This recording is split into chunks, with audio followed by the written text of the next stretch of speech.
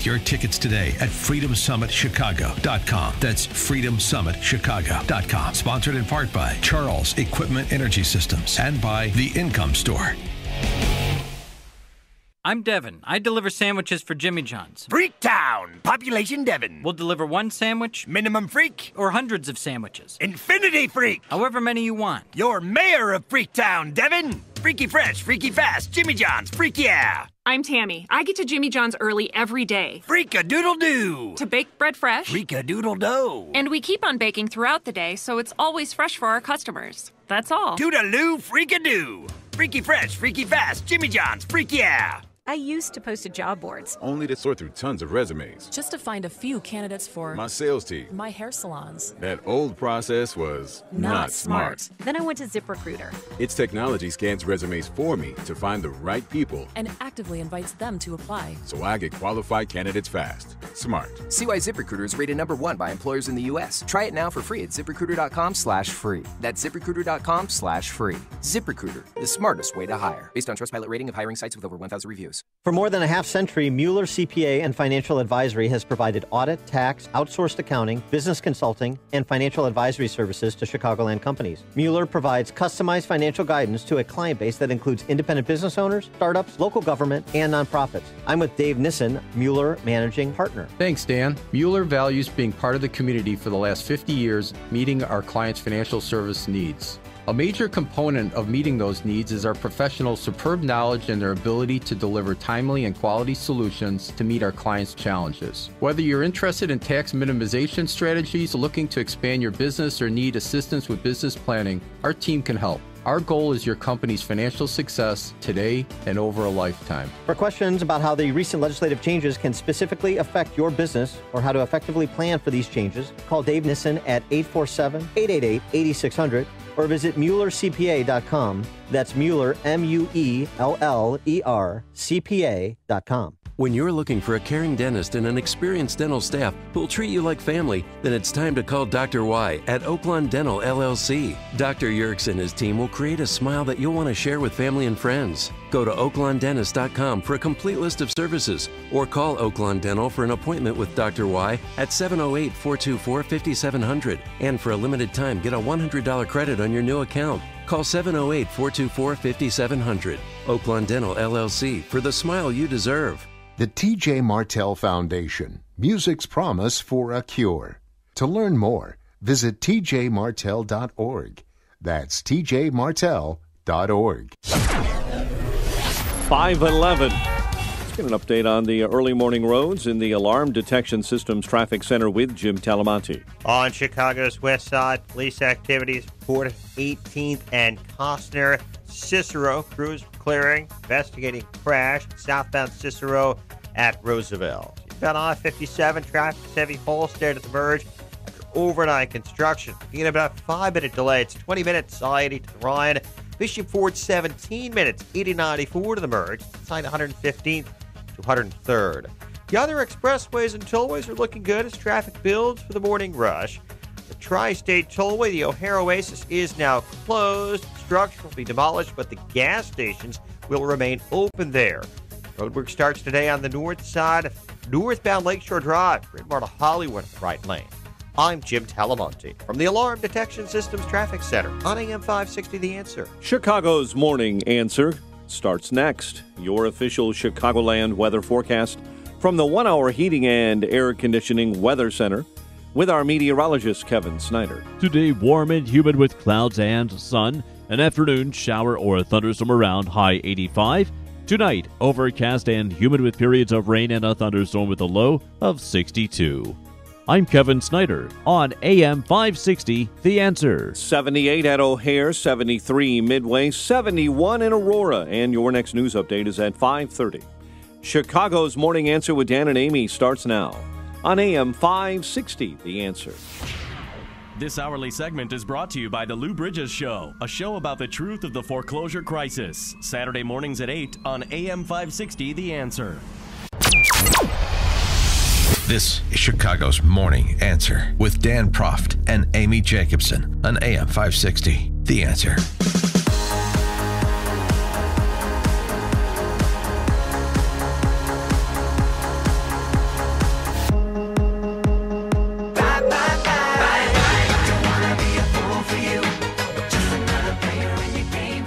Good morning, Dan and Amy and Tiny Dancer. He gone. Yeah, bye-bye.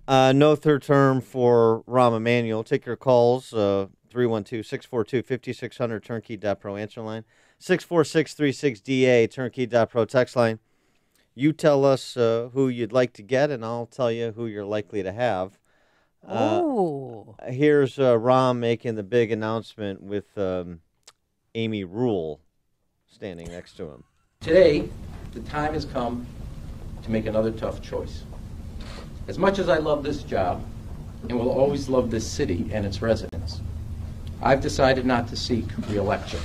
And the reason he's not seeking re-election, Amy, is because that love he discussed is unrequited. He couldn't win. Yeah, he couldn't win. And he wants to spend, more time with his family. Politicians always say they're going to leave public office to spend more time with their family. My children were smart enough to see that coming, and they scattered to the two coasts. They're empty nesters now, Dan, don't you know? It was nice that they brought a laugh track along with this closeout press conference. See? There you go. I mean, I'm still in shock, aren't you? Maybe Ari can get him cast in some, Well, that's the question, too. Sitcom. What he's going to do next? Because I had a Democratic operative call me yesterday on the secret bat line, to my house, and tell me that he believes that he's going to be on the ticket in 2020 for president. Well, your Democratic operative doesn't know what he or she is talking about. That's absurd. That's not what's happening at all. Okay. Absolutely not. Well, yeah, I don't think he could have won. There definitely would have been a runoff if he seeked a third term, because he had a runoff the second time. So there's a large field of candidates, and that would have been guaranteed that there would have been a runoff. He left because he couldn't win. And that's why, and because particularly the Chicago Press Corps and the C-suite civic leaders are so unimaginative, and despite the fact that they cover it, the Press Corps, ill-informed, that's why they're shocked.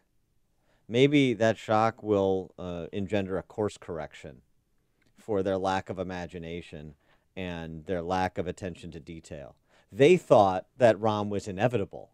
That's why they're shocked. They thought somehow, some way, through inertia, because things have always gone this way. One, tiny little despot to the other, Old Man Daley to Daley, so Byrne, Washington interregnum, notwithstanding, to Tiny Dancer. And even though he's wildly unpopular, and even though he has no constituency, he's got $10 million and more coming, and he'll just find a way to win because this is the low expectation we have for the Chicago electorate, and they live down to it. So we'll drive them to that low expectation.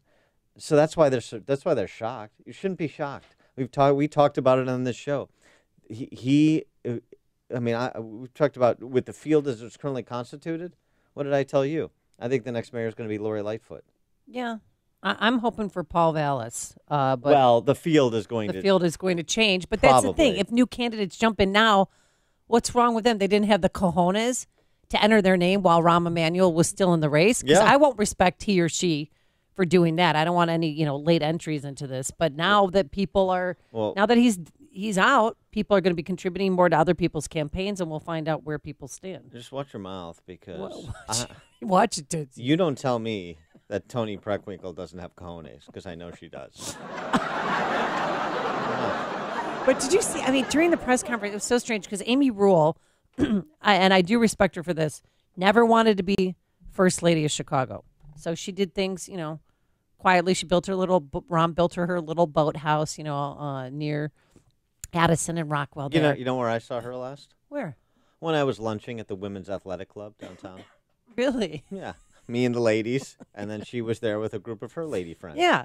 So, but yesterday she was there, and they were holding hands, and it was so bizarre. I know they've been married for 23 years and 27. 27. I'm sorry. 27 glorious years. For the last 7.5 years, I've given my all every day and left everything on the field. This commitment has required significant sacrifice all around. Now with our 3 children in college, Amy and I have decided it's time to write another chapter together. Yeah, and that chapter is going to be, I'm going to go make a bunch of money and be involved probably behind the scenes in the 20 congressional races as well as presidential race. And then if a Democrat beats Trump in 20, then I'm going to try and line up that sinecure I thought I was going to get with Hillary in 2016. That's what I think the play is, and I don't think it's that much more complicated. If he thought he could win, he would be running for a third term. It's news, opinion, insight. This is Chicago's Morning Answer on AM 560. The Answer. I used to post to job boards. Only to sort through tons of resumes. Just to find a few candidates for my sales team. My hair salons. That old process was not smart. Then I went to ZipRecruiter. Its technology scans resumes for me to find the right people. And actively invites them to apply. So I get qualified candidates fast. Smart. See why ZipRecruiter is rated #1 by employers in the U.S. Try it now for free at ZipRecruiter.com/hire. That's ZipRecruiter.com/hire. ZipRecruiter, the smartest way to hire. Based on Trustpilot rating of hiring sites with over 1,000 reviews. Upstream-ideas.com, premium content that complements what we do each morning in the show. Long-form interviews in our Against the Current series. This week featuring my guy, Des Clark. Oh, we talk a little must football. Be nice to be you. Yeah, Oh. we talk a little bit of life after football. Just two world-class athletes talking about what it was like. Yeah, it's pretty funny. He likes that line, too. He finds it very funny. He thinks I'm cute. Don't look at Dan.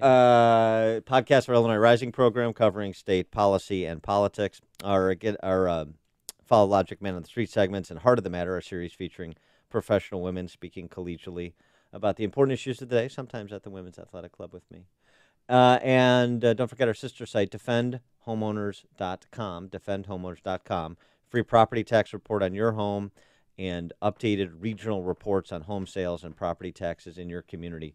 All the property tax and home sale data at defendhomeowners.com. Everything else, upstream-ideas.com. If you have hard water, the Lime Scale not only leaves white spots, it clogs pipes and breaks down appliances, costing you hundreds of dollars in energy and wear. Eliminate Lime Scale and other water issues like brown staining, bad odors, and lead with HydroCare water products available from Wave Home Solutions. Wave's affordable systems don't use salts or chemicals. You'll love the way your water tastes, smells, and looks. Satisfaction guaranteed. For more information, go to goodclearwater.com. That's goodclearwater.com. Hey, listen up and pay attention. It's Jimmy here with a very profound message. What you need to do is buy a Zeepa. Nobody wants to hear you snoring all the time. That's ZYPPAH.com. You're sleeping next to somebody and you know you're snoring and you're not doing anything about it? That's disrespect. So what you gotta do is get a Zeepa at ZYPPAH.com. That's ZYPPAH.com. Zeepa.com. Happy Z spelled backwards. As a parent, you want what's best for your children. That means sending them to a school where they'll get the superior education they deserve, and that also shares your values. That can be tricky these days, as public schools have changed and private schools can be expensive. Your household budget has already been cut to the bone, and it's hard to imagine where you'll find that extra money. Well, there's help to lessen that financial burden and provide your child with the very best education at half the cost. At AM 560 The Answer, we work with private schools throughout the Chicagoland area to provide tuition for families at half the normal cost. Just log on to halfpriceschools.com and you'll find some of Chicagoland's finest private schools, from preschool all the way through high school, at half the cost. And chances are there's a school right in your neighborhood. Invest in your child's education and future at halfpriceschools.com. A limited number of half-price vouchers are available. Go to halfpriceschools.com now.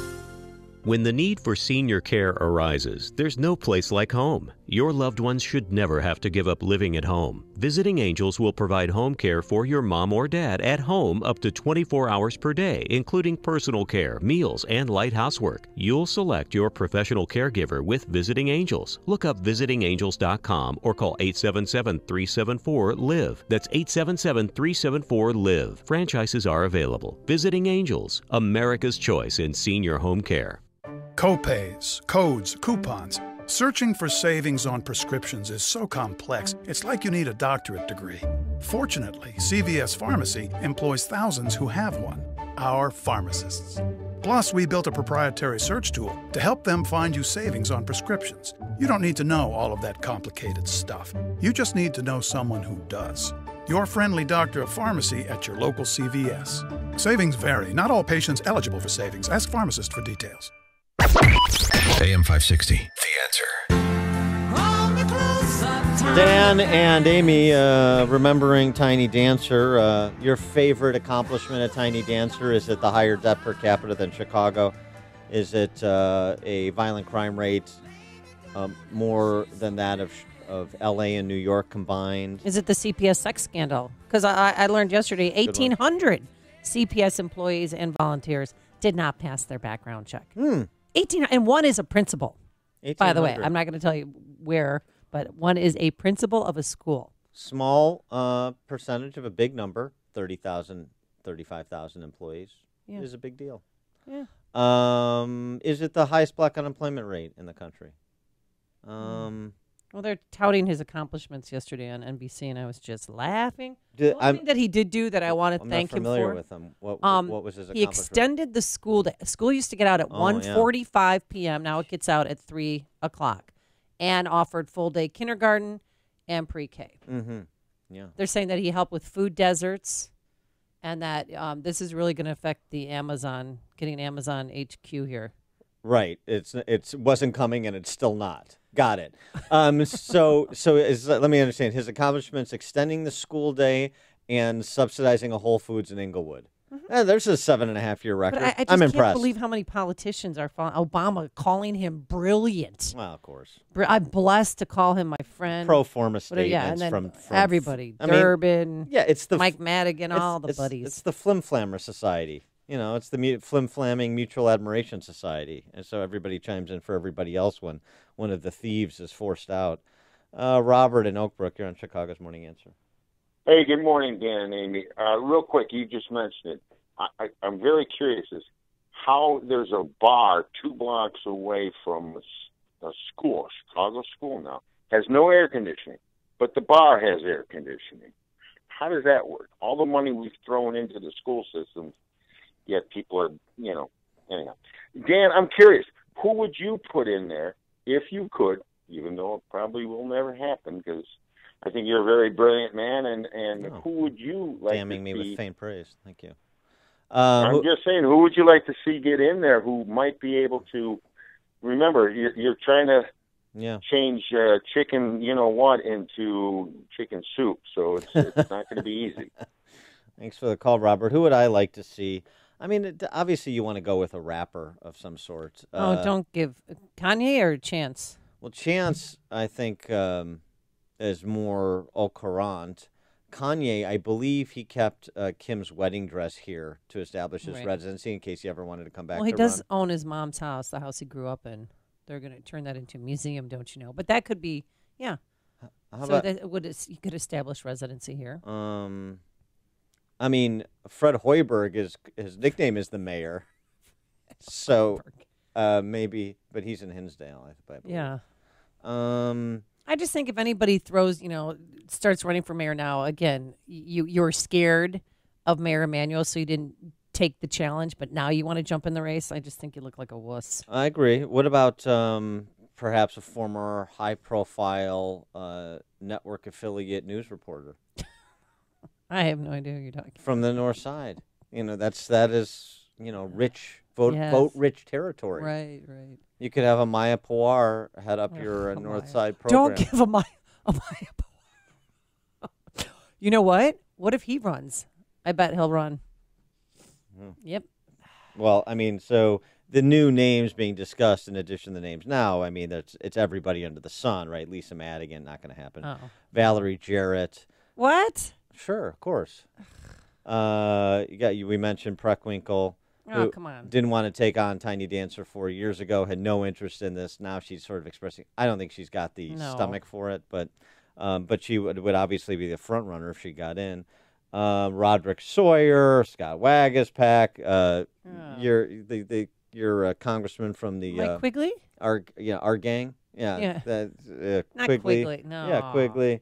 What, Arnie John Fritchie Duncan. or Duncan. I mean, it's everybody under the sun now because the money has to go somewhere now Well- that Tiny Dancer is gone and it's not all frozen. behind Rahm him. left with $10 million in his campaign Yeah. coffers. So doesn't he have to give that money to somebody? That He how does that work, Dan? He can use it on legitimate campaign expenses. He can donate it to the candidates. Okay. He can give it back to donors. He's not going to do that. He can give it to funny. he can give it to charity. Those are his Oh. options. Bill in the north suburbs. How are you? Good. I think Rahm's greatest accomplishment was being elected mayor without a legal residence here. Yeah, that's a nice trick he pulled. I agree. Thanks for the call, Bill. Greg in Schaumburg.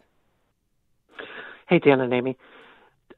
Question. Do you think President Trump will now enter the Illinois situation, and might he do so before the midterms in order to spark the Roscom campaign and just to revive the Democratic or the Republican Party? I mean, Rahm did thanks make for the this a call, Trump-free zone. Remember that? Oh, that's an accomplishment. Sure. That's an accomplishment. Sanctuary City. That's an accomplishment. I mean, Not on the allowing left. Chick-fil-A. That they don't share our values. Well, that's right. He was more focused on keeping Chick-fil-A out of the city than protecting minority families who live in the city. Yeah. Oh, and then Greg Livingston. One of their reasons for the protest was to have Rahm resign. They must have been celebrating yesterday. Dropped the mission accomplished banner, yeah. Yeah. Mike on the north side. Free at last, free at last. Thank God Almighty we're free at last. This is a day of independence for all Chicagoans and their descendants. Let the joyous news be spread. The 9.5 midget from Wilmette is dead. All right, thanks for the call, Mike. I mean, think we'll, he's been working on that for a while. We'll give you a day of celebration before we have to get too far into the what happens next question. Because, it could get, you think it can't get worse? It could get worse. It could get worse. But at least there's the opportunity for better. So that's important. Look at you being positive over there. That's what I am. I don't even know you anymore. Sunny optimist. Who are you? Don in Arlington Heights. Good morning. I saw you last night on Fox News, Dan. Good job. I appreciate that. Thank you. And I think Rahm wants to get out of Dodge because, as we all know, the city doesn't have any more money to pay all these pensions, and the checks start bouncing in 2 years, so he's going to let the next mayor declare bankruptcy. Yeah, thanks for the call, Don. I mean, I think that's a fair point, too. That's certainly part of the calculus. He pulled a Richie Daley. Here's this mess I've created. You figure it out. And now the mess is bigger, so the next person has to figure it out. Coming up on Chicago's Morning Answer. We'll continue to talk Tiny Dancer and take your calls at 5:38. But first, let's go straight into the newsroom. Here's Mike Scott. Fair skies, but very stuffy out there. Hot and humid throughout this day, and storms develop late in the afternoon. 78 right now. Secretary of State Mike Pompeo is in Pakistan. He'll meet with leaders of the newly elected government at a time when relations between the countries are the worst in a year. Pompeo telling reporters traveling with him that he and Joint Chiefs Chairman General Joseph Dunford will try to find a path forward with Pakistan. Supreme Court nominee Brett Kavanaugh will be grilled in the U.S. Senate today. My judicial philosophy is straightforward. A judge must be independent and must interpret the law, not make the law. Day one of his week-long confirmation hearings got off to a bit of a rough start yesterday. Senator Dianne Feinstein of California expressing concerns about how Kavanaugh would vote on cases involving abortion and gun control. Behind the noise is really a very sincere belief that it is so important to keep in this country a court that really serves the people. Capitol Police removed 60 from the committee room for disorderly conduct. People along the Gulf Coast trying to stay out of the way of Tropical Storm Gordon after it made landfall just west of the Alabama-Mississippi border with 69-mile-an-hour winds. New Orleans Mayor LaToya Cantrell is warning residents to get ready as the heavy rains come. Heavy rain, high wind, as well as storm surge in our coastal areas are possible. A child in Pensacola, Florida was killed when a tree crashed onto a mobile home. Jury selection starts today in the first-degree murder trial of a Chicago police officer who shot and killed a black teenager in 2014. Jason Van Dyke shot Laquan McDonald 16 times while responding to reports of someone with a knife breaking into cars. Mayor Rahm Emanuel will not be running for re-election next year. As much as I love this job and will always love this city and its residents, I've decided not to seek re-election. Meantime, Tony Preckwinkle is now testing the waters for a possible run at Chicago mayor. The Sun-Times reporting the progressive Cook County Board president has shown interest now in a possible bid. Chicago sports, Wade Miley tossed 6 innings of one-run ball. Brewers beat the Cubs 11-1 at Miller Park in a sloppy game. Tigers cruise to an 8-3 win over the White Sox. The news is a service of Unbound.org. Right now, young people across the world face a tough choice. Continue their dream of education or drop out to help their family put food on the table. See how far your support can go at Unbound.org. 5:34 and a check of traffic and weather on the way next on AM 560. Mike Gallagher sees more and more evidence of a corrupt media. Oh, ICE arrested a man who was trying to take his pregnant wife to the hospital to give birth. They found out he's wanted for murder. And as soon as they found out he's a murder suspect, the story, it just vanished. If you want an example of a corrupt news media, here it is. The Mike Gallagher Show. Weekdays at 9, right before Dennis Prager at 11 on AM 560. The Answer. Millwright work is often technical and requires a high degree of precision. The pros at Vans Industrial are skilled mechanics that can perform any type of millwright work, including installation and maintenance of your factory equipment and machinery. For your machine repair needs, look no further than Vans Industrial. Hi, I'm Dave Van Camp, president of Vans Industrial. Vans Industrial is an industrial millwright contractor that can install new mechanical systems or repair existing systems. Our services include repair of bearings, shafts, shiv alignments, as well as installation of conveyors and bucket elevators. Our team of trained mechanics will respond to your emergency calls 24/7, keeping your systems operational. We're here to help you. Call 833-VANS-IND for a free inspection of your facility. That's 833-VANS-IND. Interested in what else they do? Visit vansindustrial.com.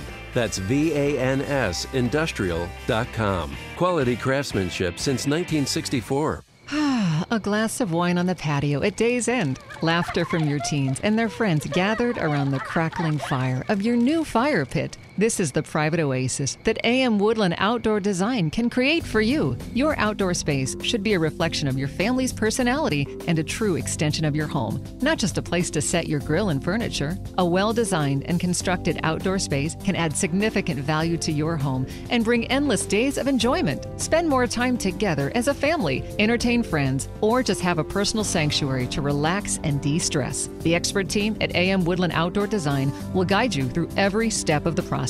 They provide quality service with the utmost integrity and reliability every time. AM Woodland Outdoor Design, proudly serving Lake, Cook, and Kenosha counties, helping make the communities they grew up in as beautiful as they can be. Visit amwoodland.com. That's amwoodland.com or call 847-224-2167. 5:36. Let's get an update on the roads in the Alarm Detection Systems Traffic Center. Here's Jim Talamonte. I-57 inbound traffic is stop and go. 111th Ryan Expressway overnight roadwork is now being picked up, but it's a 24-minute drive from I-80 to Merge. Outbound fine in 15 minutes. On Bishop Ford Freeway, it's slow. 115th to Merge. That's just a 4 or 5 minute delay. Inbound Ryan now, a little bit side Roosevelt into the Burns Circle. 17 minutes, 95th to downtown. Outbound 15, there's roadwork 87th split. Edens is fine, the Kennedy as well. No delays to report yet on the Eisenhower. Down Stevenson, a little bit tight between Pulaski and Kedzie. No delays to report right now on the tollways. Chicago's north side starting today. Electrical work will close the right lane of northbound Lakeshore Drive, Bryn Mawr to Hollywood.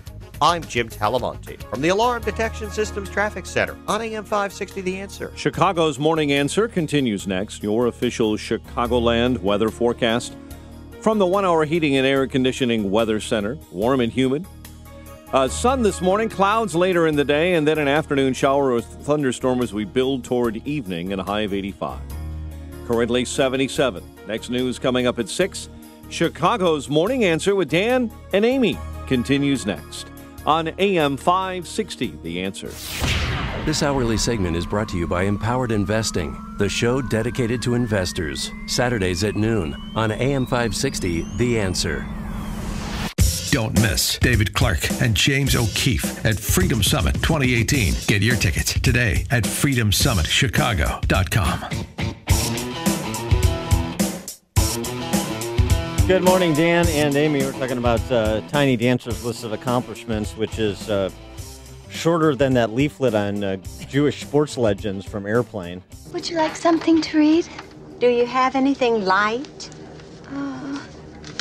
How about this leaflet, Famous Jewish Sports Legends? Yes, thank you. And Tiny Dancer talked a little bit about his heritage and how this all came to be, how a little boy named Ron made his way to the mayor's office. While he was holding his wife's hand, he cries. And now I want to thank my grandfather.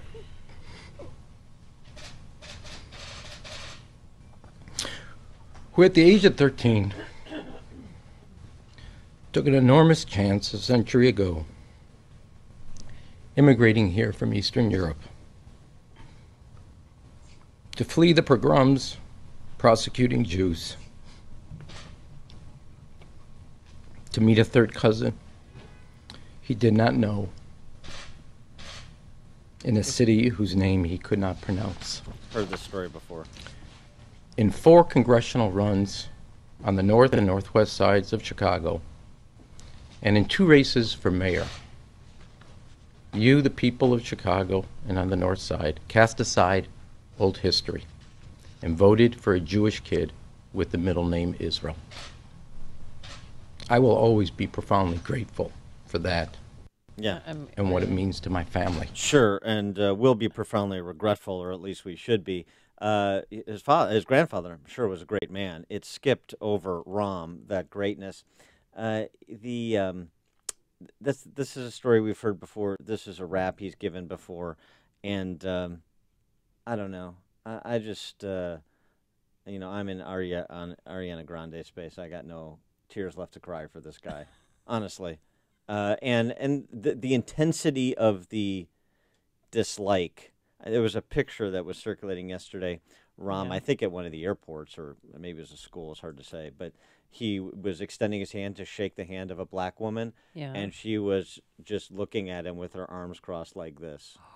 I mean, that picture is worth 1,000 words if it's worth a single word about Ram's 7.5 years as mayor of Chicago.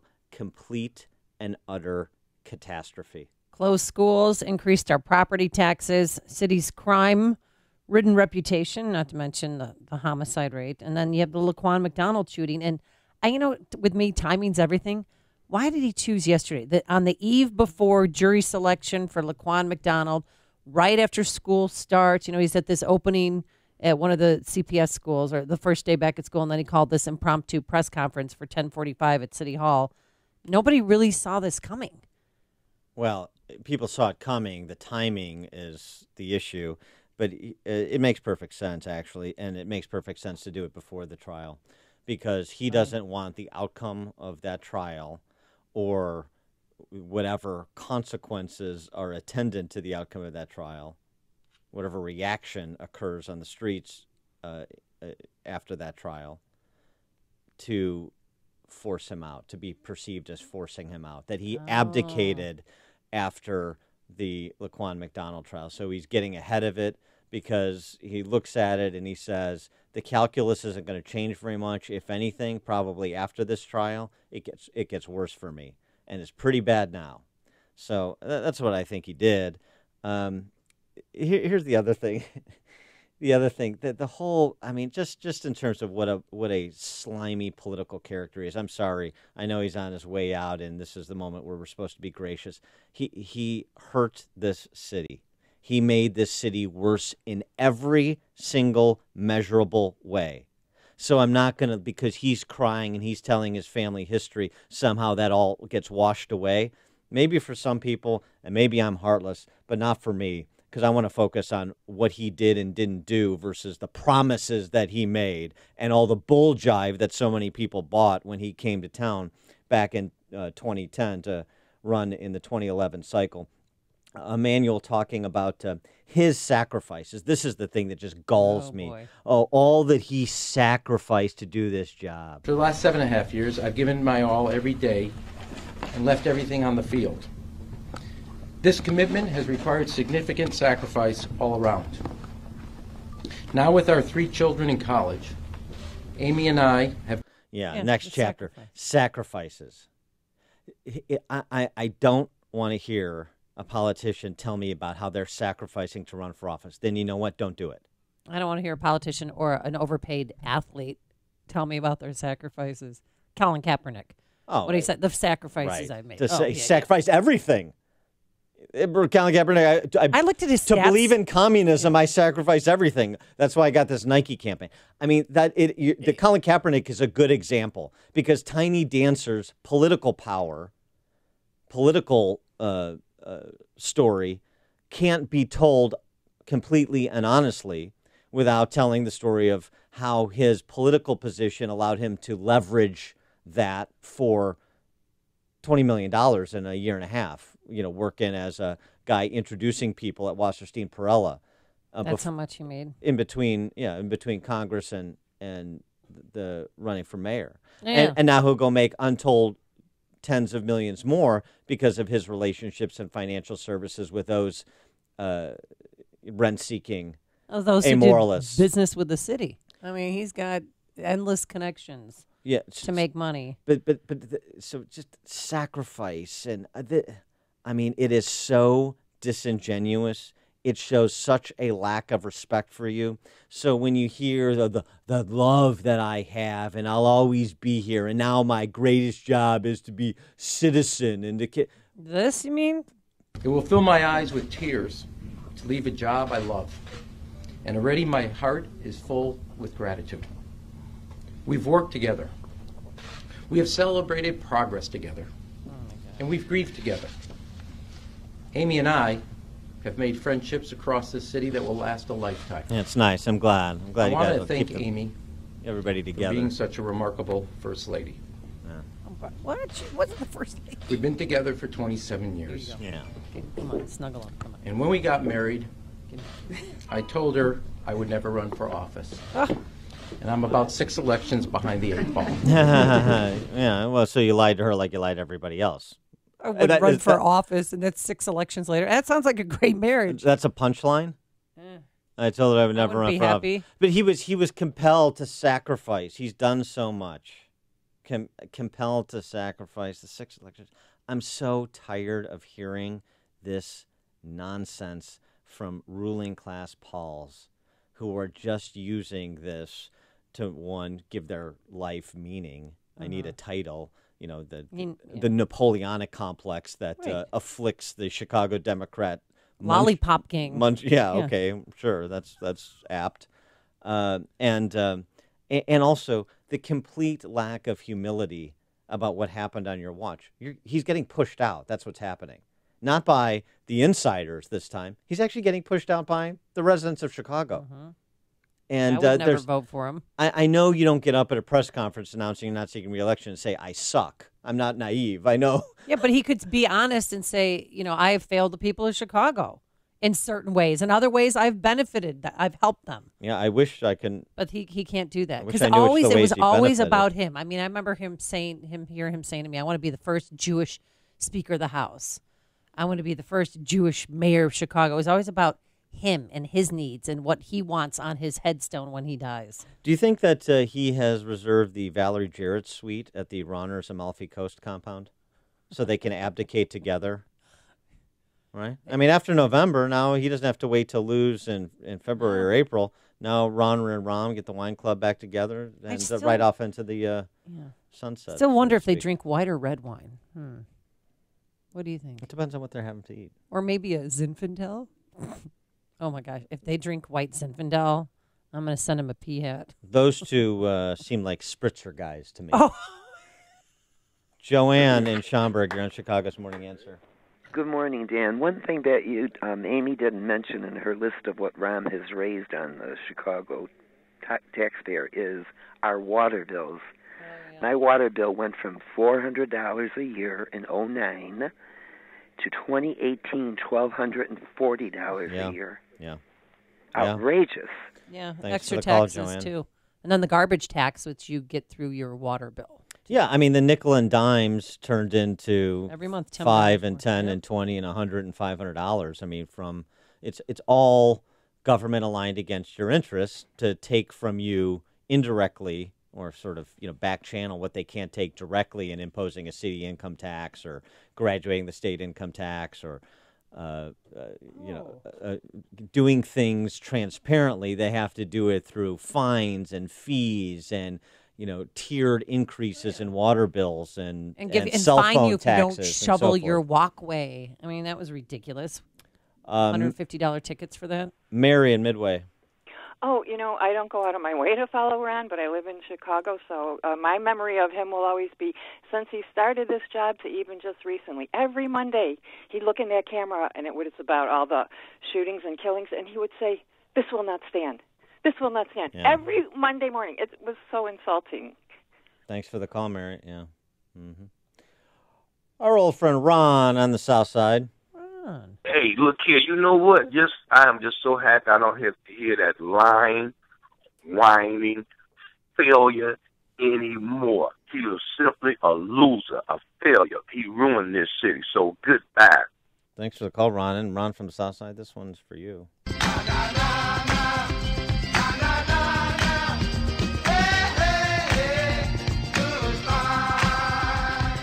Steve in Lake Geneva, you're on Chicago's Morning Answer.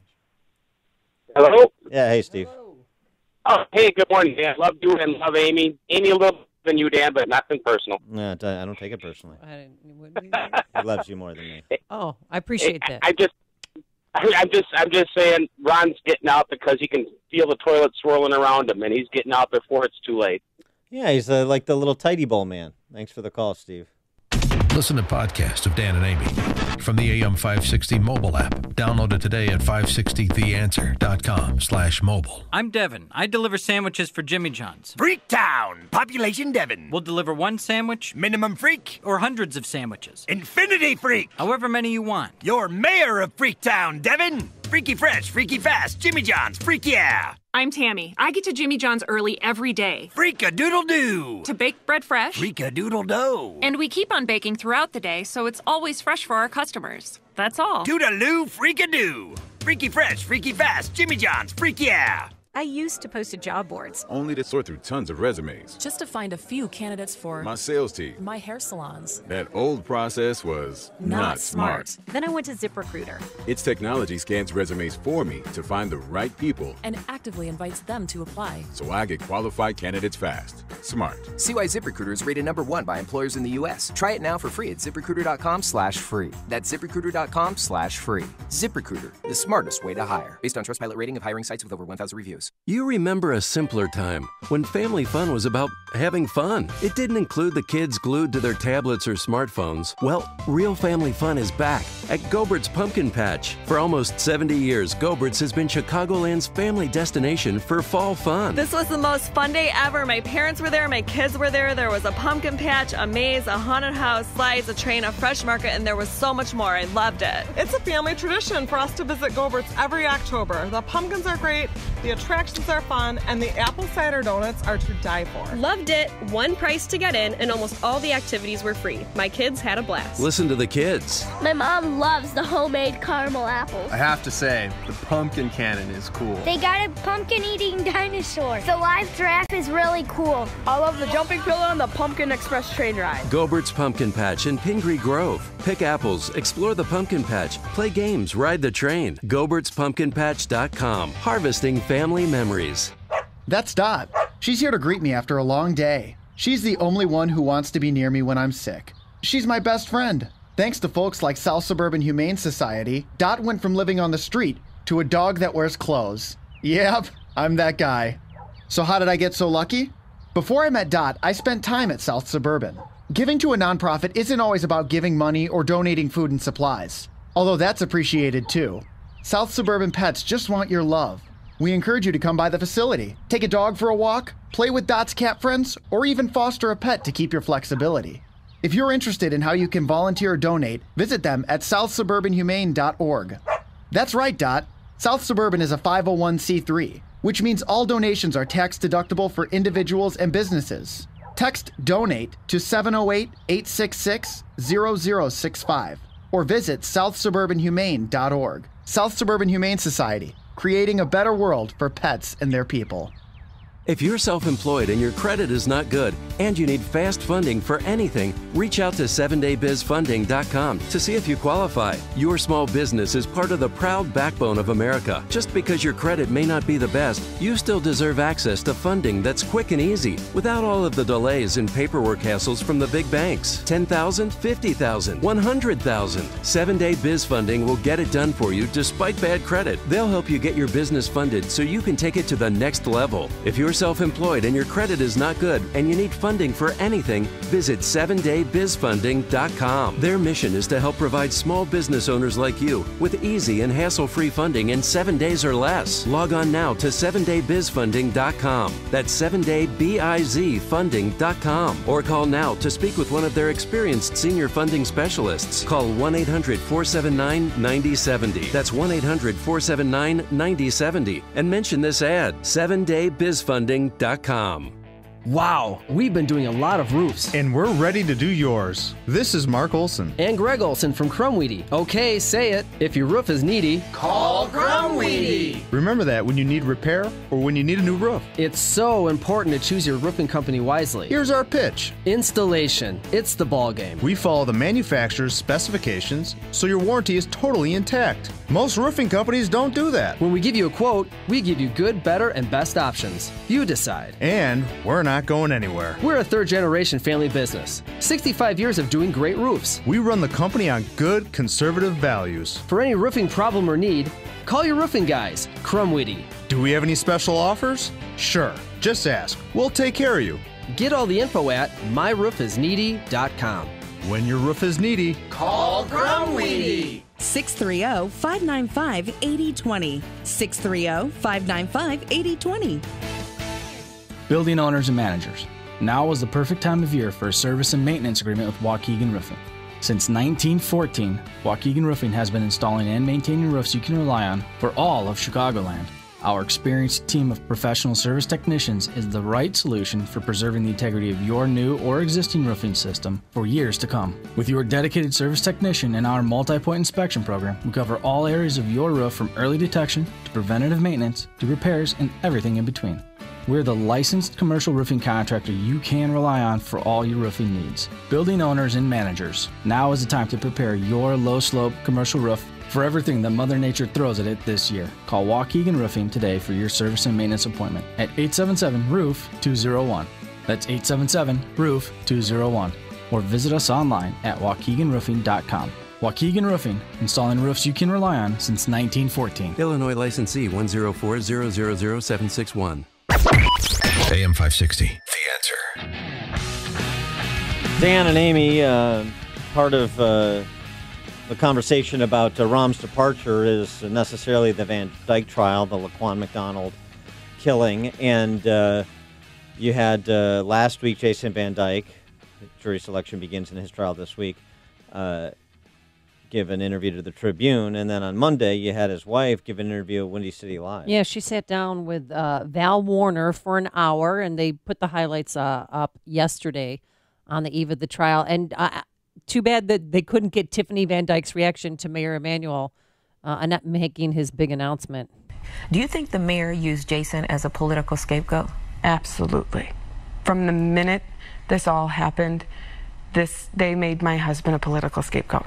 Absolutely. When you say they, you mean? The top brass of the police department and Mayor Rahm Emanuel. Absolutely, 100%. Yeah, not big fans of Mayor Emanuel or Gary McCarthy. But she talked about what life is like and what life is like for her kids that are age 12 and 16, her girls. Both of my children actually are bullied at school. My oldest came home from school one day. She didn't even come home. She called me halfway through the day crying. And I said, "What is the matter?" And she said, somebody wrote 16 shots on her desk. My 12-year-old, innocent 12-year-old, sat in her classroom and another student called her father a murderer to her face. And she went on to say her husband's not racist, because she feels the media is portraying him as that he's a gentle giant. And they have family members who are minorities. My brother-in-law is African American, and they are very close. They're always together. He wanted to step up and speak for him. And my husband said, absolutely not. I'm not putting your life in danger. I don't want anything to happen to you or your family. He has children of his own. He's like, I try not to put anybody else in harm's way. I have a Latino stepmother. I have much mixed race in my family. So she said they're absolutely petrified about this trial, but trying to stay strong, and that they rely on their faith in God. But they're going to also be there, too, in the trial.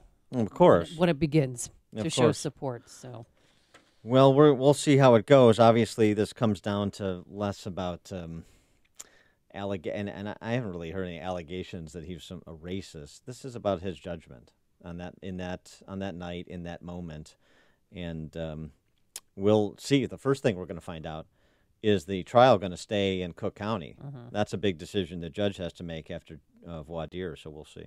Coming up on Chicago's Morning Answer, we'll talk about Senator Ben Sass's tutorial on the Constitution yesterday at the start of the Kavanaugh confirmation hearing. Good stuff at 6:06. And he wants to be your next mayor of Chicago. Paul Vallis joins us at 6:15 a.m. But first, into the newsroom we go. Here is Mike Scott. Mayor Emanuel says no thanks, no re-election for him. Brewers clobber the Cubs in a sloppy game. WIND Chicago News Time is 6 o'clock. He's a liar and an idiot. I'm Dave Anthony, Fox News. That's what some people say about President Trump, quoted in Bob Woodward's Inside the White House book. Chief of Staff John Kelly reportedly said we're in crazy town. Defense Secretary Mattis is said to have told associates the president has the understanding of a fifth or a sixth grader. Fox's Rachel Sutherland has reaction live from Washington. Dave, President Trump claims Bob Woodward made up stories and quotes for the book. Writing on Twitter, the Woodward book has already been refuted and discredited by General Secretary of Defense James Mattis and General Chief of Staff John Kelly. According to the Washington Post, President Trump called Woodward and offered to participate in the project. It's a tough look at the world and your administration and you. Right. Well, I assume that means it's going to be a negative book. Defense Secretary Jim Mattis saying the contemptuous words about the president attributed to me in Woodward's book were never uttered by me or in my presence. Dave. Rachel, for the second time, a Democratic congressman's lost a primary, this time Michael Capuano in Massachusetts. Obviously, this is not the side we wanted to be on. Clearly, the district wanted a lot of change. Ayanna Pressley beat him, a Boston city councilor. She has no Republican challenger, so Pressley's virtually assured of being the first black woman elected to Congress in Massachusetts. At the Senate, it'll be day 2 of Brett Kavanaugh's Supreme Court confirmation hearing. A judge must be independent, not swayed by public pressure. Democrats want to question him on issues like abortion, gun rights, and the limits of presidential power the day after they tried to halt his hearing, demanding more documents be released. It wasn't quite a hurricane, but Gordon hit land before midnight near the Mississippi-Alabama border. Anywhere from 8 to 12 inches of rain along the coast here of Alabama, creating some flash flood conditions. As far as the damage goes, at least one person killed from the storm. A tree fell on a mobile home in Pensacola, killing a child. That's Fox's Steve Harrigan in Orange Beach. Fox News, fair and balanced. 77 degrees at 6:02 on AM 560. The Answer, good morning. I'm Mike Scott. Jury selection begins today in the first-degree murder trial of a Chicago police officer who shot and killed a black teen in 2014. Jason Van Dyke shot 17-year-old Laquan McDonald 16 times while responding to reports of someone with a knife breaking into cars. Reverend Marvin Hunter spoke for the McDonald family yesterday, saying they do not want to see any protests. We don't want any violence before, during, or after the verdict in this trial. This morning, authorities are investigating after a 2-year-old girl was shot in the head in Gary, Indiana. The child this morning is hospitalized in stable condition. Police say the shooting happened last night inside of a home in the 1700 block of Polk Street. Mayor Rahm Emanuel will not be running for re-election next year. As much as I love this job and will always love this city and its residents, I've decided not to seek re-election. 12 challengers are already in the mayoral race, including former police superintendent Gary McCarthy. Meantime, Tony Preckwinkle is now apparently testing the waters for a possible run at mayor, according to the Chicago Sun-Times. Chicago police are searching for 3 suspects wanted in the deadly shooting of an incoming Northwestern doctoral grad student on the north side. Shane Colombo was killed after he was caught in the crossfire between 2 men shooting at each other Sunday night near Howard and Clark. Authorities are investigating the death of a 5-month-old boy last month in North Chicago. The infant found unresponsive August 22nd in a home in the 1500 block of Kristen Avenue. Child's identity and cause of death have not been released. Brewers clobbered the Cubs in a sloppy game at Miller Park at 11-1. Grayson Greiner had 2 hits, drove in 3. Tigers over the White Sox 8-3 on the south side. The news service of Unbound.org. Right now, there are young people across the world facing a tough choice. Continue their dream of education or drop out to help their family put food on the table. You can help change their future in a single moment. See how far your support can go at Unbound.org. 6:04 and a check of traffic and weather on the way next on AM 560. Sean Hannity explains why the media is so interested in the Manafort case. Why are all these news organizations so involved? But only for one reason. Paul Manafort worked for Donald Trump for about 100 days as his campaign manager. That's it. This has nothing to do with the campaign. Nothing. Not one thing to do with the 2016 campaign. The Sean Hannity Show. Afternoons at 2, right before Joe Walsh at 5 on AM 560. The Answer. I used to post to job boards. Only to sort through tons of resumes. Just to find a few candidates for my sales team. My hair salons. That old process was not smart. Then I went to ZipRecruiter. Its technology scans resumes for me to find the right people. And actively invites them to apply. So I get qualified candidates fast. Smart. See why ZipRecruiter is rated #1 by employers in the U.S. Try it now for free at ZipRecruiter.com/hire. That's ZipRecruiter.com/hire. ZipRecruiter, the smartest way to hire. Based on Trustpilot rating of hiring sites with over 1,000 reviews. When it's too cold for camping, we go camping. When it's too hot to work, we work.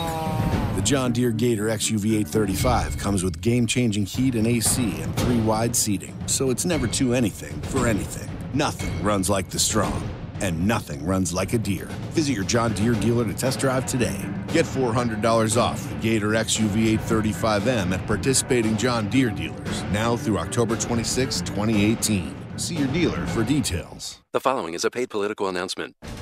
Strong immigration enforcement. You get it. President Trump gets it. But Washington still doesn't get it. In Congress, Joe Donnelly claimed he was, quote, 100% opposed to amnesty. He even promised to, quote, send back any illegal immigrant who commits a crime. But in the Senate, Donnelly changed. He joined liberals like Bernie Sanders and Elizabeth Warren and voted to give amnesty to millions of illegal immigrants. Donnelly even voted for amnesty for criminals, those who'd committed serious crimes, including drunk driving, child abuse, domestic violence, and worse. Call Senator Donnelly at 202-224-4814. Tell him to support increased border enforcement funding in S3109, Department of Homeland Security Appropriations Act 2019. Keep Hoosier families safe. Paid for by One Nation, www.onenationamerica.org. Right now, there are young people across the world facing a tough choice. Continue their dream of education or drop out to help their family put food on the table. You can help change their future in a single moment. See how far your support can go at Unbound.org. 6:07. Let's get an update on the roads in the Alarm Detection Systems Traffic Center. Here's Jim Talamonte. Cicero Avenue is closed now northbound 16th to Roosevelt after an earlier crash with injuries. Seeing delays on the eastbound Eden Spur, Tri-State, Waukegan Road due to the ongoing construction. The Edens itself is just fine. Kennedy heavy from 190 to Central after an earlier crash. 27 minutes, O'Hare to downtown, outbound 21. Down Eisenhower, delays start at Wolf, 43 minutes, 390 to downtown, outbound 30. Inbound Stevenson, 42 minutes, 355 to the drive. Ryan is 25 minutes, 95 to downtown, outbound 17 after roadwork at the south end. I-57, 25 minutes, I-80 to the merge, Bishop Ford, 35. Westbound Tri-State tie from the Reagan Tollway to the Eisenhower. I'm Jim Talamonte from the Alarm Detection Systems Traffic Center on AM 560 The Answer.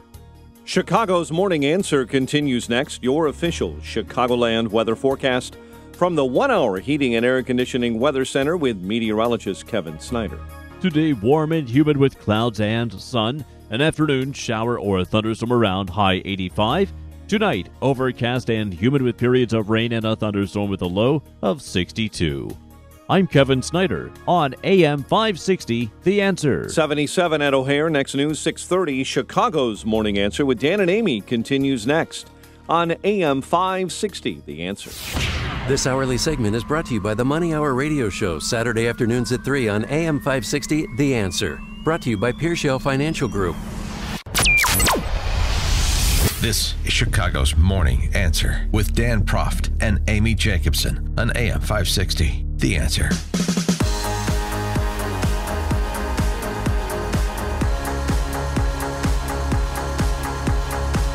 Top of the morning, Dan and Amy, and it was the expected clown show, day one of the Kavanaugh confirmation hearings. Not just the expected preening from U.S. senators about Kavanaugh, to his face at least this time, but really, thank you. There you go. For the cameras. Also because of the protesters that were paid to be there. How many were arrested? There were 70 people arrested. What are we trying to... And it was just craziness. Right. So every time you had a senator try to speak, you had somebody step up and make a spectacle of themselves and then get carried out. And that just kind of... it happened again Yeah. and again and again to the tune of 70 times. Now serving number 6. Here's Orrin this Hatch. being politics and this being a Supreme Court confirmation hearing, my Democratic colleagues actually I've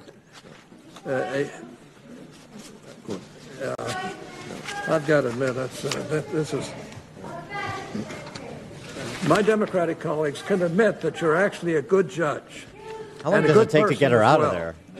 They have to down turn already. the volume up to 11 and try to paint you as one of the 4 horsemen of the apocalypse. Anyone who actually knows you knows that's ridiculous. Yeah, and so, I mean, it's just, it was, the important thing to take away from this, not only just the hysteria. Oh. Not only that, but also that it's all paid and by the left. I mean, this is not organic. This is AstroTurf. And there were a couple of doctors, 3 doctors actually from Texas, who showed up because they wanted to actually try and get a seat at the hearing and just experience that, right? Really interesting. And they explained to a reporter on the scene what actually happened, what they witnessed while they were waiting in line. Do we have that drop? Is that Kavanaugh 1? Hello, I'm Dr. Tom Schlueter from Texas. We came here just to participate in the hearings, to get in the line. They told us, be out here maybe 8 o'clock, 8:15, 8:30 at the latest, to get in line so we could go inside to hear the hearings. We got here about 8:15. There was already about 100 people in line, and most of them would be probably classified by me as opposing everything that is going on with Judge Kavanaugh. And so we began to see a process of things unfolding while we were standing in line that kept the line from going ahead. One of the things was that there were people that had come along, and it's starting to rain, people that were coming along and had a bag of money, and the people would hand them a piece of paper and then they would give them money. So we knew that money was being exchanged for some of the people to be here just to protest. There was no depth to what their understanding was or anything. They were just here to be a protester. And they were actually told, we heard them say this and instruct them, when you go in, we want you to yell, to scream, and even to possibly get arrested. So that was some of the process that we saw happening. So there you go, the details, and just in terms of understanding the left's approach to politics, public discourse, disagreement. And also, too, this has to be mentioned because this picture, all right, this woman sitting behind Brett Kavanaugh is an attorney. The brunette that was on screen the whole time. Yeah, her name is Zena Bash. She's been a law clerk for him. She's been prepping him for the hearings. She was itching her skin and making an okay sign. Somebody on Twitter and social media said that she was making a symbol. It was a symbol of white supremacy. And her husband he issued a statement. Xena is Mexican on her mom's side and Jewish on her father's side. She was born in Mexico and her grandparents were Holocaust survivors. She was just scratching her skin. So, I mean, this is the kind of hysteria that people on the left are throwing around on social media. Well, there was a moment of clarity that was uninterrupted, which was nice. It was Ben Sasse, the Republican senator from Nebraska, who offered a real tongue lashing to the left at room temperature, but a tongue lashing nonetheless, and then a tutorial on the Constitution and the problem with what these hearings have become. Not because of Trump. It's been this way since Bork. It's been this way for 31 years.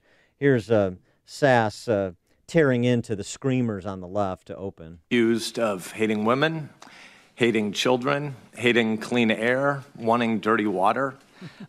You've been declared a quote-unquote existential threat to our nation. Alumni of Yale Law School incensed that faculty members at your alma mater praised your selection, wrote a public letter to the school saying, quote, people will die if Brett Kavanaugh is confirmed. This drivel is patently absurd, and I worry that we're going to hear more of it over the next few days. But the good news is it is absurd, and the American people don't believe any of it. This stuff isn't about Brett Kavanaugh when screamers say this stuff for cable TV news.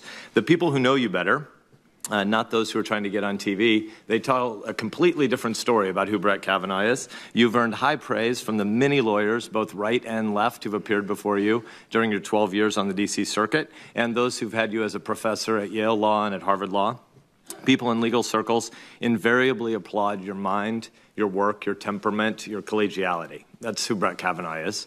And to quote Lisa Blatt, a Supreme Court attorney from the left who's known you for a decade, quote, sometimes a superstar is just a superstar, and that's the case with this judge. The Senate should confirm him, close quote. As Wisconsin Senator Ron Johnson said over the weekend, 30 years ago, or maybe 32 years ago before Bork, Kavanaugh's confirmation would have been unanimous, but these aren't those times, as Sasse explained. The reason these hearings don't work is not because of Donald Trump. It's not because of anything the last 20 months. These confirmation hearings haven't worked for 31 years in America. People are going to pretend that Americans have no historical memory, and supposedly there haven't been screaming protesters saying women are going to die at every hearing for decades. But this has been happening since Robert Bork. This is a 31-year tradition. There's nothing really new the last 18 months. And here's what Sasse said the hearing should be.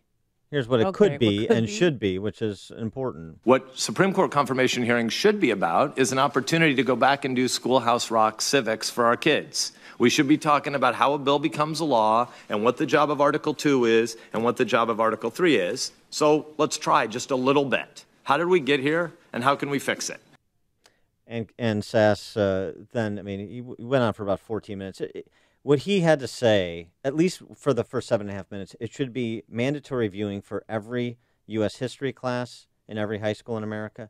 It should be mandatory viewing for every candidate for public office. Here's just a quick overview of what he said about where our politics are, how far adrift we are from the representative republic vision enshrined in the Constitution. Number one, in our system, the legislative branch is supposed to be the center of our politics. Number two, it's not. Why not? Because for the last century, and increasing by the decade right now, more and more legislative authority is delegated to the executive branch every year. Both parties do it. The legislature is impotent, the legislature is weak, and most people here want their jobs more than they really want to do legislative work, and so they punt most of the work to the next branch. Third consequence is that this transfer of power means the people yearn for a place where politics can actually be done. And when we don't do a lot of big actual political debating here, we transfer it to the Supreme Court. And that's why the Supreme Court is increasingly a substitute political battleground in America. It is not healthy, but it is what happens, and it's something that our founders wouldn't be able to make any sense of. And fourth and finally, we badly need to restore the proper duties and the balance of power from our constitutional system. Yeah, it's a fantastic explanation for how things are working, or more to the point, not working, certainly at least not consistent with, again, the vision of the founders. Sass explaining it in no uncertain terms. And, a hat tip for Ben Sass for Schoolhouse Rock. You got it. I'm just a bill, yes, I'm only a bill, and I'm sitting here on Capitol Hill. Well, it's a long, long journey to the capital city. It's a long, long wait while I'm sitting in committee, but I know I'll be a law someday. There's only one radio show in Chicago talking about today's biggest stories and telling you what they really mean. That show is this one, Chicago's Morning Answer on AM 560, The Answer. My name is Lauren Sullivan, and I was diagnosed with multiple sclerosis 9 years ago, and I was severely disabled. And about 6 years ago, my mother had found Balance of Nature, so we decided to give it a try because at that point, nothing was helping. I was skeptical at first, but over time I realized I had more energy levels. I was sleeping better, which was huge, and my hair looked better, my skin looked better, my nails looked better, and then I was able to weed off some of those medications. And I know, had I not found Balance of Nature, I would not be living the quality of life that I am now. When you call, use discount code CHICAGO, and we'll take 35% off your first preferred set of fruits and veggies and have them shipped to you free. Call 800-246-8751. That's 1-800-246-8751, or go online to balanceofnature.com and use discount code CHICAGO. On AM 560 The Answer, we talk about the important issues that affect your world. Things like the economy, education, and foreign policy. There's always so much going on in the news that we don't always have the time to focus in and talk about the big ideas behind the important issues. Enter Upstream Ideas online at upstream-ideas.com. Upstream Ideas, in partnership with the Illinois Opportunity Project, provides the kind of information that informs the policy discussions happening here on AM 560. At Upstream Ideas, you'll broaden the debate, move beyond partisan assumptions, and challenge accepted beliefs. Upstream Ideas goes against the current and thinks upstream. Go online now at upstream-ideas.com. That's upstream-ideas.com. You'll be armed with new information and fresh perspectives to help encourage you to make the state of Illinois and the United States of America a bit freer, a bit more just, and a bit more civilized. Upstream-ideas.com. This is a special notice to all U.S. taxpayers. If you owe the IRS or state back taxes and cannot afford to pay them back, there's good news. Due to the financial hardship many are facing in today's economy, the IRS has made it easier to settle delinquent tax problems through a federal program called the Fresh Start Initiative. Qualifying for this program will resolve your tax problem, end all collections, and possibly reduce your back taxes by up to 90%. If you are facing wage garnishments, liens, bank levies, audits, or payroll taxes, it's not too late. Your circumstances may qualify you for this special program, protecting your savings and your assets. If you owe the IRS or state back taxes and cannot afford to pay them back, there's no need to worry anymore. Call the hotline at Victory Tax Solutions to see if you qualify and potentially save thousands. For this free information, call 800-813-1105. 800-813-1105. That's 800-813-1105. When the need for senior care arises, there's no place like home. Your loved ones should never have to give up living at home. Visiting Angels will provide home care for your mom or dad at home up to 24 hours per day, including personal care, meals, and light housework. You'll select your professional caregiver with Visiting Angels. Look up visitingangels.com or call 877-374-LIVE. That's 877-374-LIVE. Franchises are available. Visiting Angels, America's choice in senior home care. Copays, codes, coupons. Searching for savings on prescriptions is so complex, it's like you need a doctorate degree. Fortunately, CVS Pharmacy employs thousands who have one, our pharmacists. Plus, we built a proprietary search tool to help them find you savings on prescriptions. You don't need to know all of that complicated stuff. You just need to know someone who does. Your friendly doctor of pharmacy at your local CVS. Savings vary. Not all patients eligible for savings. Ask pharmacist for details. AM 560, The Answer. Good morning, Dan and Amy. So the question is, with the Rahm's withdrawal yesterday, Is this going to be a new day in Chicago, or ultimately is it going to be the same old day with a new face? To answer that question, one of the candidates for mayor we've spoken with before, he is former Chicago Public School boss Paul Vallas, candidate for mayor, and he joins us now. Paul, thanks for being with us. Appreciate it. Well, thanks for having me. So, to my question, how do you represent not just a new face, but a new day in Chicago? Well, I think my whole approach has been to run governmental agencies not as a politician, but as a problem solver. When I took over the Chicago Public Schools, they had a massive deficit. When I left the schools, they had about $1 billion in cash in cash balances and 13 bond rating upgrades. And as you remember, I'm sure Amy remembers, I took all the construction projects out of the Public Building Commission so that we could competitively bid them effectively. And we built 78 schools in 6 years. And I think we were paying half the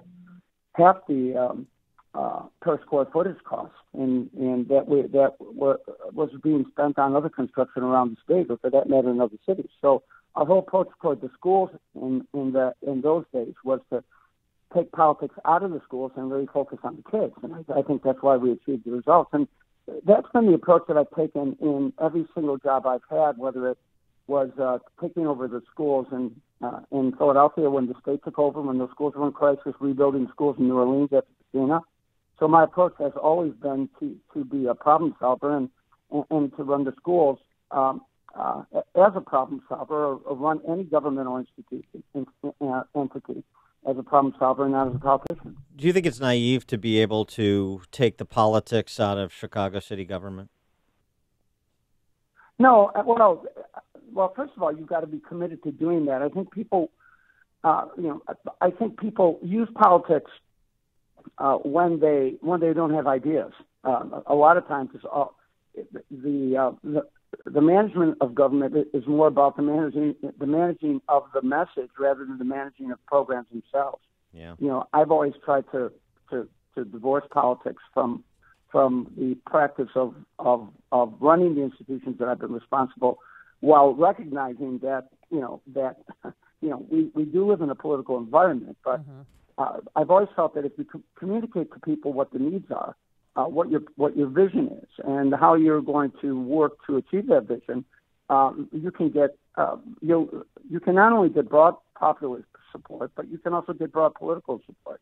Yeah. And so I'm pretty confident, based on my history and what I've done in the past, that that I can minimize the damage that politics does to the process of providing quality governmental services. But you've got to be, you've got to have ideas. You have to have the means to run these governmental agencies, whether it's the schools or whether it's the city, effectively. So I think a lot of times individuals use politics to compensate for what they lack in managerial skills. Do you think that Rahm has picked his successor, and what do you want to say to men or women that might jump into the race now that he's out of it? Well, my attitude is, has he picked his successor? This is Chicago, so you never know. Right. The whole process under which Rahm was more or less selected or ordained last time was certainly, a process that was really the establishment desiring a specific candidate as opposed to any credible challengers. But what I say to individuals who are thinking of entering the race right now is that if you didn't have the guts to run for mayor of Chicago when Rahm was in office, what will make the public believe that you have the guts to make the tough decisions that need to be made in order to move the city forward? So, I think all that's those individuals who are going to jump in now, where were you when the going got tough, so to speak? Well, speaking of that, is there anybody, if they get in, you'll rethink your candidacy? There's rumors. John Cass writes about the Bill Daley looking to get in. The rumors that Tony Preckwinkle is looking at it. No, not at all. Look, Emmanuel may not be running, but the reasons for my running still exists. I mean, the high crime, the poor schools, the lack of economic opportunities, the continuing financial crisis. My whole campaign has really been about offering fresh and realistic solutions for the future of Chicago. And from the onset, since April, and if you go to my website, you can see that, my whole approach has been to really offer solutions with great specificity, and I'm going to continue to do that. So at the end of the day, no one who enters this campaign will deter me from running, because this has got to be a campaign of ideas. And I think, look, I believe I'm the only candidate with a successful track record of running multi-billion-dollar government entities, avoiding the pay-to-play culture, and really, dealing with problems as a problem solver rather than a politician. And I'll compare my record with any candidate currently in the race, or for that matter, any of the candidates out there who might be contemplating entering the race right now. Well, so I'm in it to win it, and I'm in it to stay. I spent a majority of my day yesterday telling people all about you, whether if I was at a tile outlet store, at the doctor's house, I was doctor's office, I should say. But because I've always felt that this is not about you. You really do care about the people. Your wife's a cop. Your your sons are both police officers. And what's the website where people can go to learn more information about you? The website is Paul G. Vallas at forallchicago.com. And if you go to the website, I have my all my initiatives are out there for people to examine and make a decision for themselves as to whether or not they think I'm the most qualified. VallasForAllChicago.com gets you there. VallasForAllChicago.com. One quick question, though, Paul. So one of the criticisms of you, I would say, just constructive criticisms, not personal, but in terms of a political candidate, you're somebody who sounds like you'd be a great chief of staff, but are you a leader in these political times? The kind of frankly, bombastic oratory, the political machinations, the ability to generate resources to drive a message. Can you be that guy that you need to be, at least in part, to be successful politically?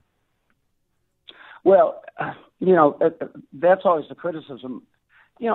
I've always had great confidence in the public, and my approach, whether it was in Chicago, Philadelphia, for that matter, New Orleans, has always been to really be honest and transparent and open with the public, and to maybe perhaps be more detailed or offer more specifics than politicians traditionally provide.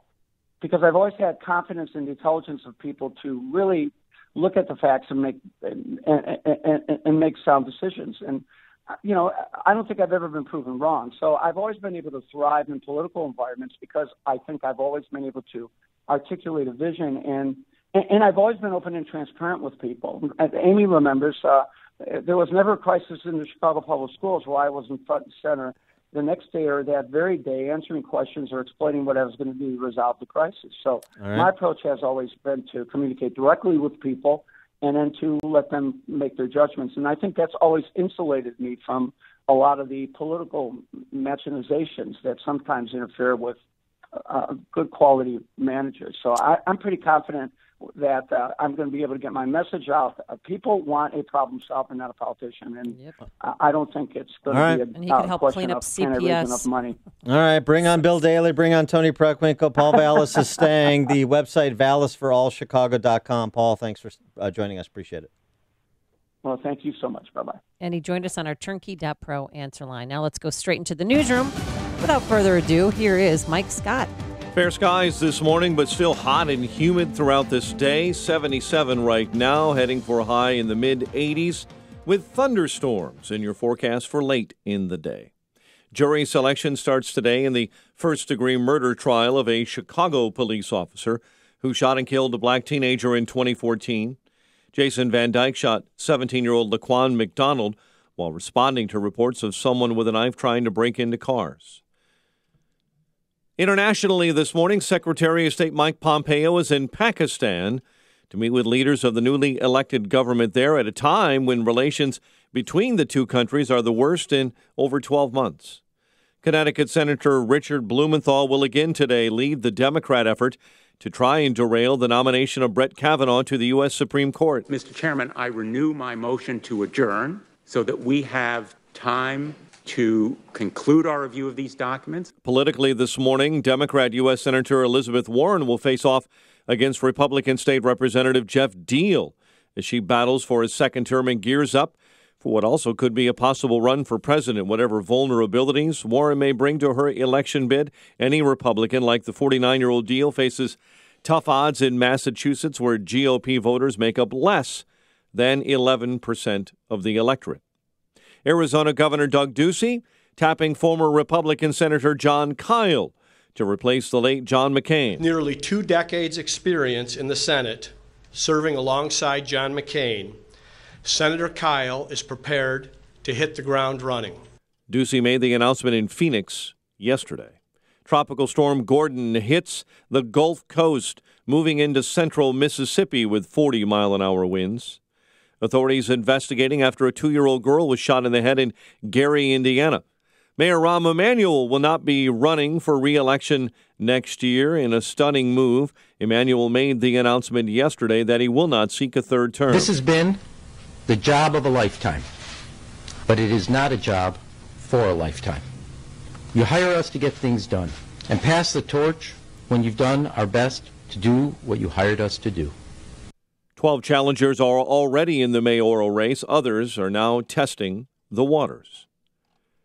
Chicago sports, Cubs beaten by the Brewers 11-1. Tigers cruise to an easy win over the White Sox 8-3. The news a service of Compassion International. For just 5 quarters a day, you can sponsor a child through Compassion International. Pocket change to you, life-changing for a child in need. Be part of the change. Become a sponsor now at compassion.com/radio. Compassion.com/radio.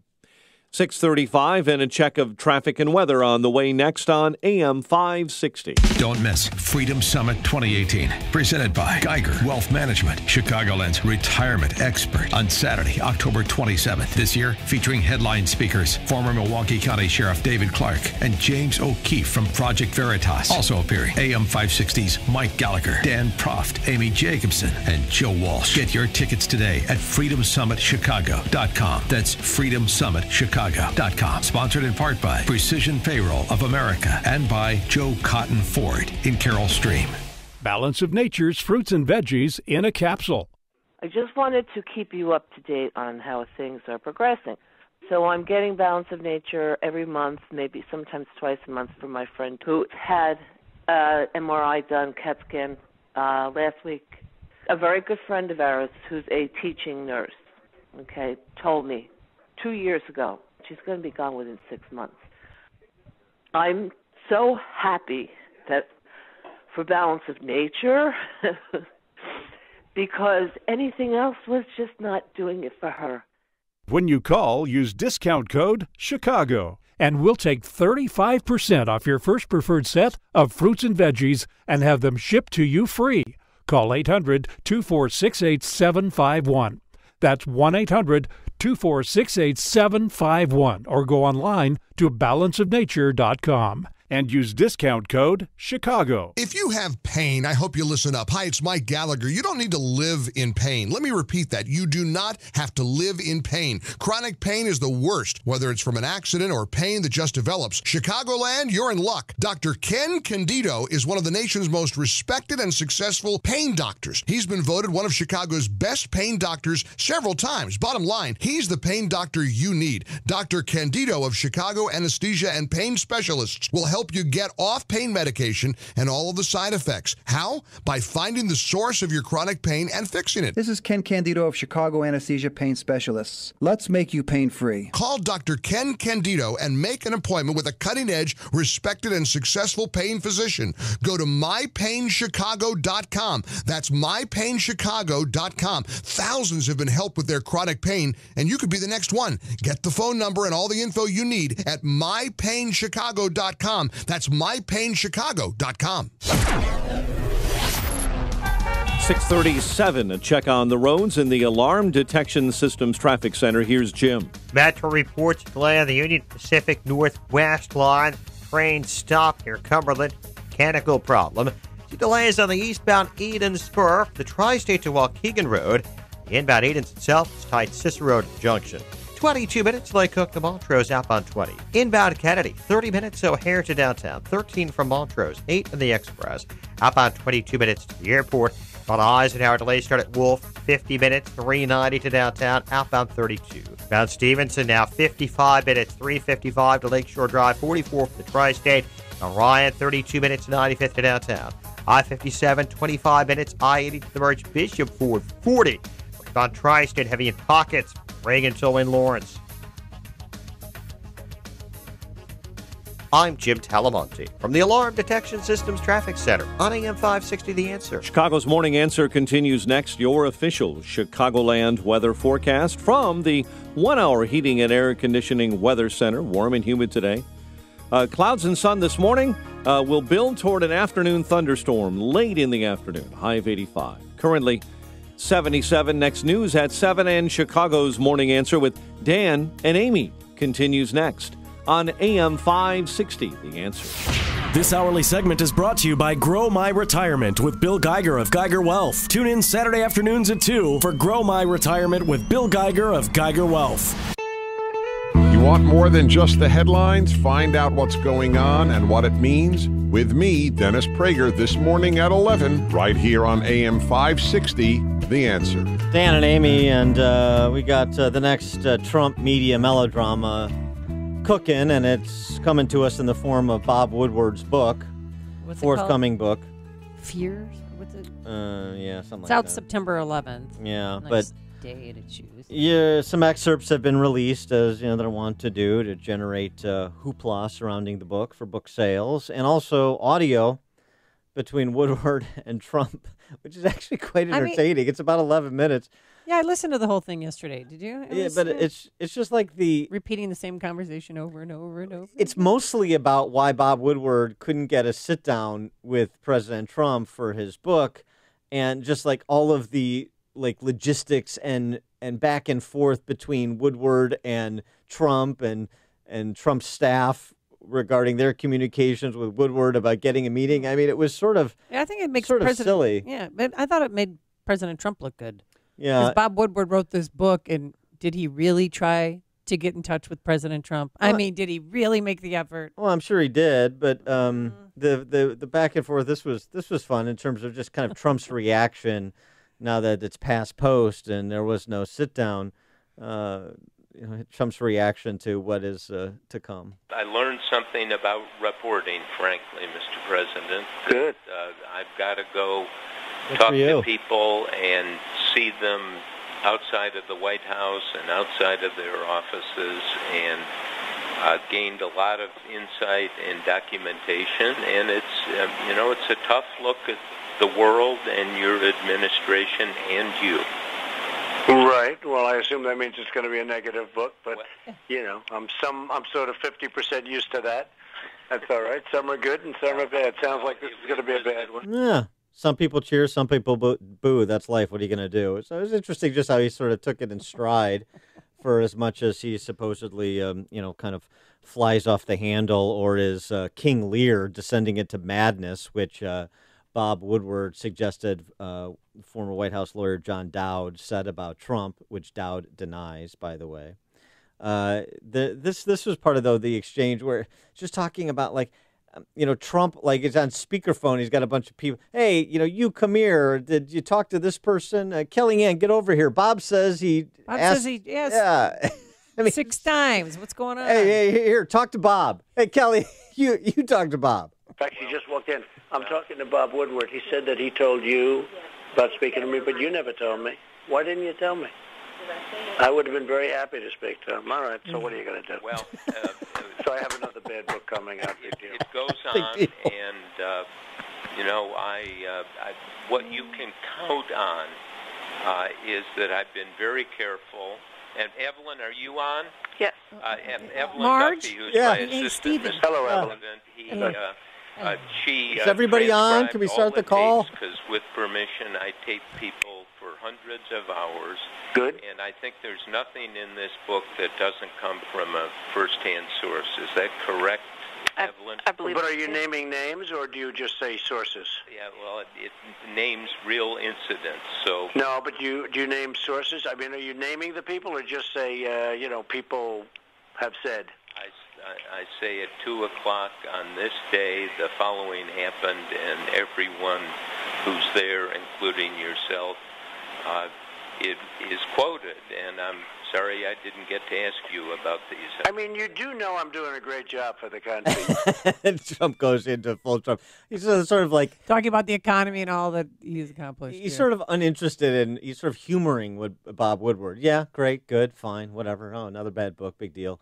And then goes into kind of full Trump, how well things are going. Mr. Norman Vincent Peale, power of positive thinking guy. Do you believe anything in the book? I mean, they're saying that he's reading levels at 5th or 6th grade. John Kelly allegedly calling the White House crazy town. And Kelly said that Woodward's characterization is patently false, and it's simply another attempt to smear people close to Trump in response to that. So we had this before, both Dowd and Kelly disputing what Bob Woodward apparently writes per these excerpts, one of which you referenced. And then this, too. They go back to, hey, who'd you talk to? How'd you try and get this sit down? Bob Woodward just won't let it go. Hey, Raj Shah, you talked to Raj. Raj doesn't have access to me. Right? He's like Earl Weaver talking about Terry Crowley. But you never called for me. It would have been nice, Bob, if you called for me in my office. I mean, I have a secretary. I have 3 secretaries. If you would have called directly, a lot of people are afraid that Raj, I hardly have, I don't speak to Raj.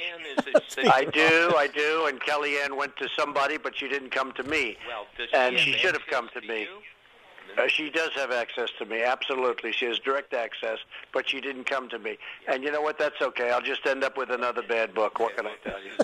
It's surprising to me that these people, did Raj have access to you? Not really, but he would have been able to do it. But I have an office. You have the office number. I have an office that's directly into my office.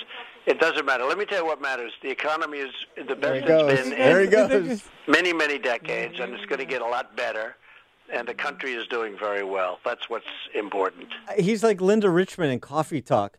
So I'm going to get a bad book. Big whoop. What can I tell you? I don't talk to Raj. Raj? Hey, you need to know I made maximum effort. All right. It's too bad. Yes, sir. I'm just hearing about it. And I did hear from Lindsay, but I'm just hearing about it. So we're going to have a very inaccurate book, and that's too bad. But I don't blame you entirely. All right. Okay. Well, accurate is that nobody's ever done a better job than I'm doing as president. I can tell you. I mean, it really is just sort of enough about me. Let's talk about me. I mean, it's really entertaining. You couldn't have 2 more opposite personalities, right? I mean, button down Bob Woodward, Midwestern guy, and kind of the freewheeling seat of your pants Trump, the New Yorker. I mean, it's just great. It's just another bad book. He had a lot of credibility problems. Trump added. I probably would have preferred to speak to him, but maybe not. I think it probably wouldn't have made a difference in the book. He wanted to write a book a certain way, so I guess it's water off Trump's back at this point. Before you see it on TV, share it on Facebook, or read about it in the paper. Hear it here first. This is Chicago's Morning Answer on AM 560. The Answer. I'm Lou Dobbs. Amazon becomes the second publicly traded company worth $1 trillion. The first, Apple. Social media sites facing Congress today. Mercedes challenging Tesla with a new electric car. Those stories next. Hey guys, Ken here from the hit podcast Today's Growth, now heard regularly in 18 countries. What percentage of you listening to this commercial often say to yourself, what could I do to make more money, or how can we increase our business? I'm guessing that's most of you. Have you ever heard knock on the door and it'll open? Well, my friends at Income Store have doors you can open that can help you or your family make more money, or doors that lead to an increase in revenue for any business of any size. Income Store has 2 main doors on their website. These doors lead to over 2,000 revenue-generating ideas and products. Although a few of their products are pricey, 90+% of their growth formulas are delivered free or nearly free. Income Store's growth products and ideas have been publicized and featured on Forbes, Inc., USA Today, and recently the Biography Channel. Could your household or business use a revenue shot in the backside? Are you sick of your checkbook talking back and saying no? If so, you need to knock on the doors of IncomeStore.com. That's IncomeStore.com. Less than a month after Apple became the first publicly traded company to be worth $1 trillion, Amazon today achieved the same milestone. The online giant that has revolutionized how people shop is now the world's dominant internet retailer. Executives from Twitter and Facebook testifying today in front of the Senate Intelligence Committee about social media sites dealing with efforts by foreign nations to interfere in our politics. Tesla dominating the upscale electric car business, but that's about to change. Mercedes says it's challenging Tesla with a brand new fully electric car called the ECQ. It hopes it will appeal to tech-savvy millennials. Please join me for Lou Dobbs tonight, 7 and 11 Eastern on the Fox Business Network. This is the Lou Dobbs Financial Report. The following is a paid political announcement. Strong immigration enforcement. You get it. President Trump gets it. But Washington still doesn't get it. In Congress, Joe Donnelly claimed he was, quote, 100% opposed to amnesty.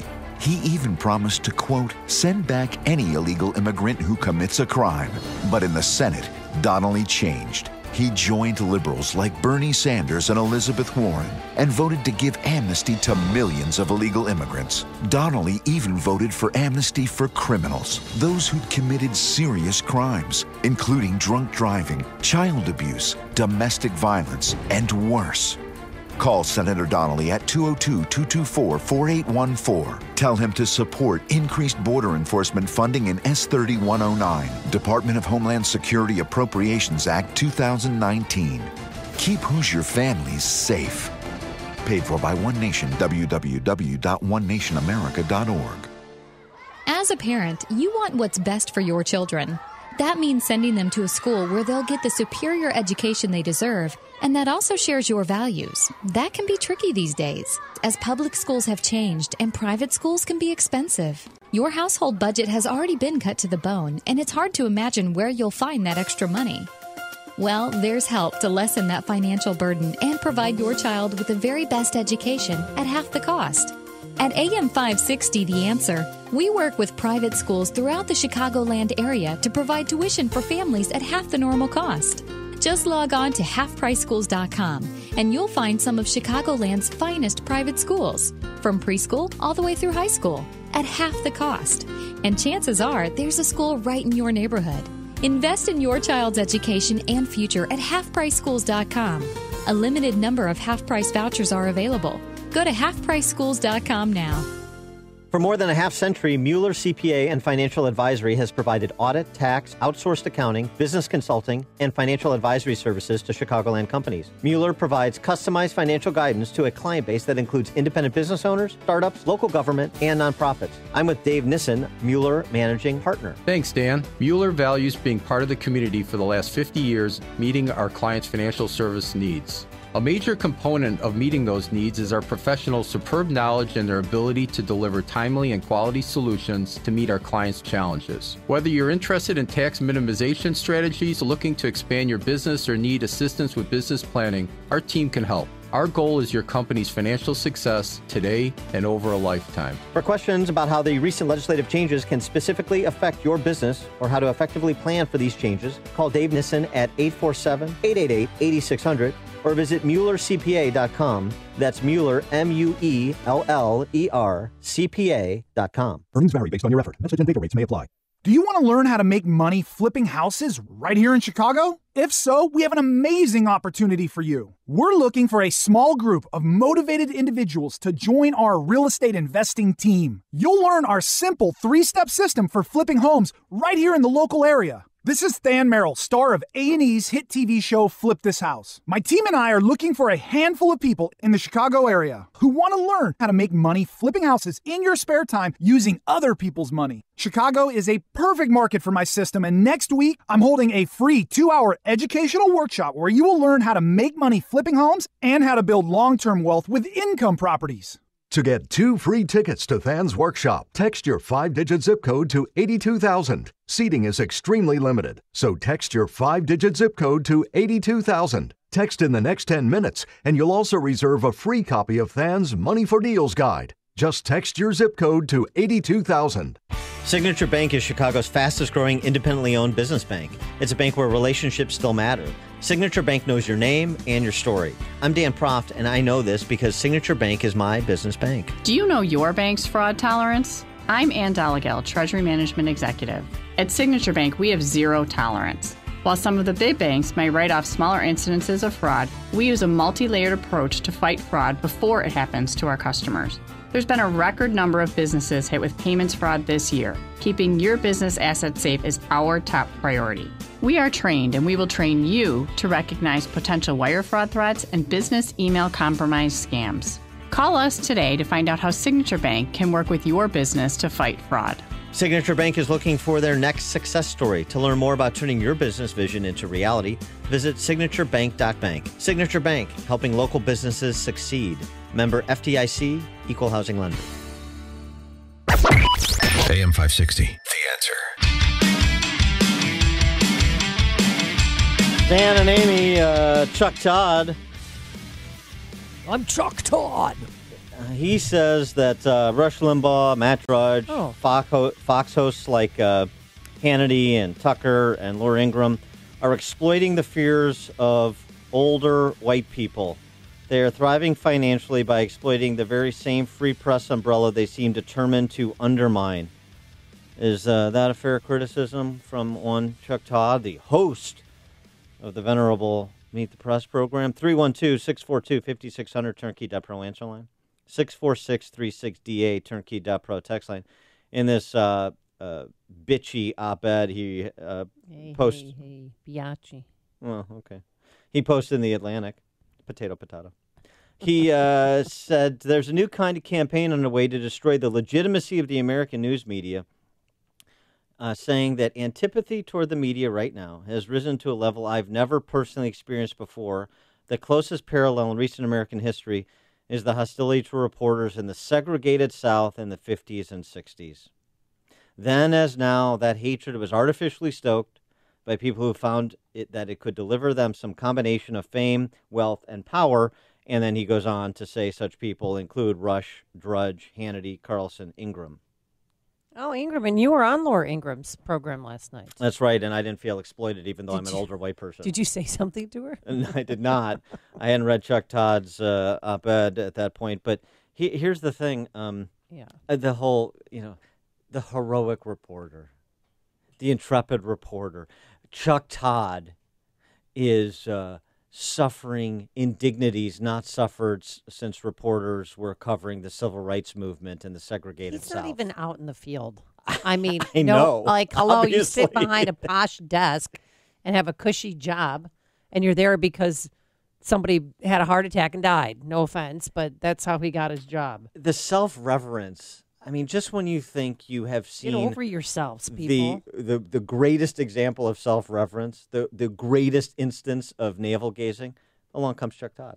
Yeah, it's embarrassing. I mean, honestly, it's not like he's out there, covering, war zones or something. So those people, you might hail them as hero. I mean, at least they're putting their lives on the line. So people, tell us what's going on. People that are being paid well, like Rush, Drudge, Hannity, Carlson, Ingram, because they have big audiences. That's a problem. He did not mention Maddow. No, that's not a problem. He didn't mention the. I mean, how much money was Brian Williams making before he was outed as a pathological liar? How much do all of these network anchors make and network pundits like Maddow make, who are of the left?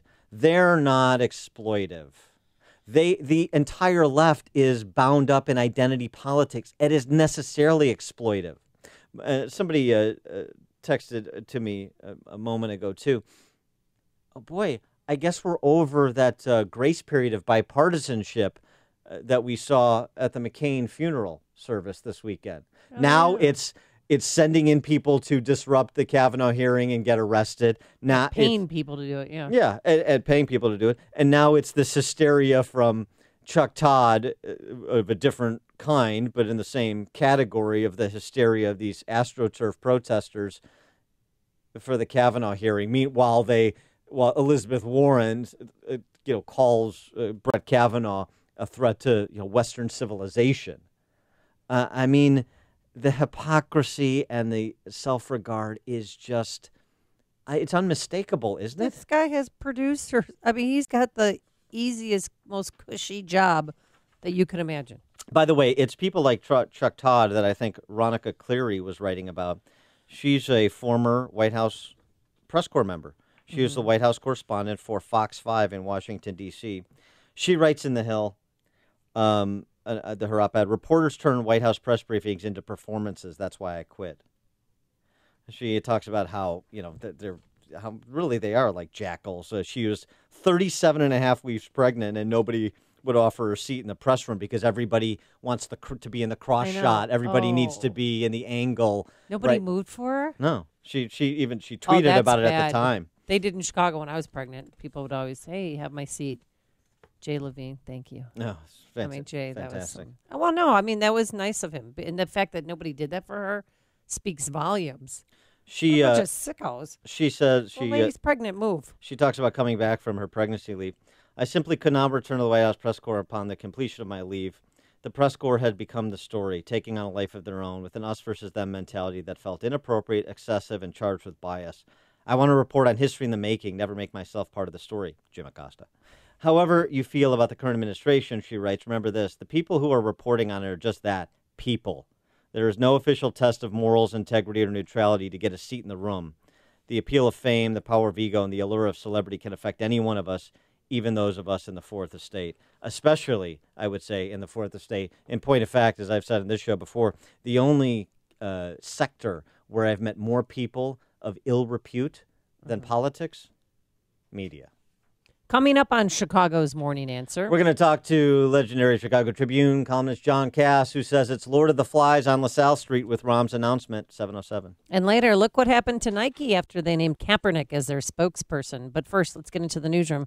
Here's Mike Scott. A 2-year-old girl shot in Gary, Indiana. Video released of another Rialmo fight. The Brewers top the Cubs. WIND Chicago News Time is 7 o'clock. So many lies and phony sources. I'm Dave Anthony, Fox News. That's what President Trump tweets about the new Bob Woodward book. Writing it forms a picture that's literally the exact opposite of the fact. The president also suggests libel laws should be changed. What I've seen so far out of this book is nothing of what is going on in the building behind me. White House Press Secretary Sarah Sanders, Chief of Staff Kelly, and Defense Secretary Mattis also refute what's in the book. Fox's Rachel Sutherland live in Washington. Dave Woodward's new book, Fear, Trump and the White House, depicts a West Wing in chaos, with people surrounding the president calling him a liar and an idiot. Woodward claims Defense Secretary Jim Mattis told associates that President Trump has the understanding of a 5th or 6th grader, and that Chief of Staff John Kelly reportedly said, "We're in crazy town." The book also claims the president's former lawyer, John Dowd, told him about agreeing to an interview with Special Counsel Bob Mueller. Don't testify. It's either that or an orange jumpsuit. Dave. Well, Mitchell, the special counsel's agreed to accept written answers from the White House in his probe into the Trump campaign and Russia. The day after Democrats tried to derail a Supreme Court confirmation hearing demanding more documents, Brett Kavanaugh will return for day 2. Our independent judiciary is the crown jewel of our constitutional republic. But Democrats don't think Kavanaugh's independent. They'll question him today on gun rights, abortion, and the limits of presidential power. Another upset in a Democratic primary. Ayanna Pressley defeated Congressman Michael Capuano in Massachusetts. These times demanded more from our leaders and from our party. Pressley has no Republican challenger in the fall. Gordon has weakened into a depression after the tropical storm hit near the Mississippi-Alabama line last night. However, we're still going to see heavy rain in its wake, 3 to 6 inches along this path, and then isolated amounts of maybe 12 inches or more. Fox meteorologist Janice Jean, a child was killed in Pensacola, Florida, when a tree fell on a mobile home. This is Fox News, fair and balanced. Sunshine this morning, 76 degrees. 7:02 on AM 560. The Answer. Good morning, everyone. I'm Mike Scott. Jury selection begins today in the first-degree murder trial of a Chicago police officer who shot and killed a black teenager in 2014. Jason Van Dyke shot 17-year-old Laquan McDonald while responding to reports of someone with a knife breaking into cars.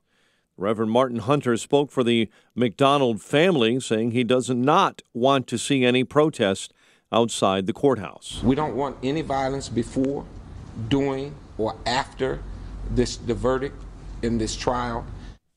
Dashcam video from Van Dyke's patrol car showed him shooting McDonald as the teen walked away with a knife in his hand. Authorities are investigating after a 2-year-old girl was shot in the head in Gary, Indiana. The shooting happening last night. The child hospitalized this morning in stable condition.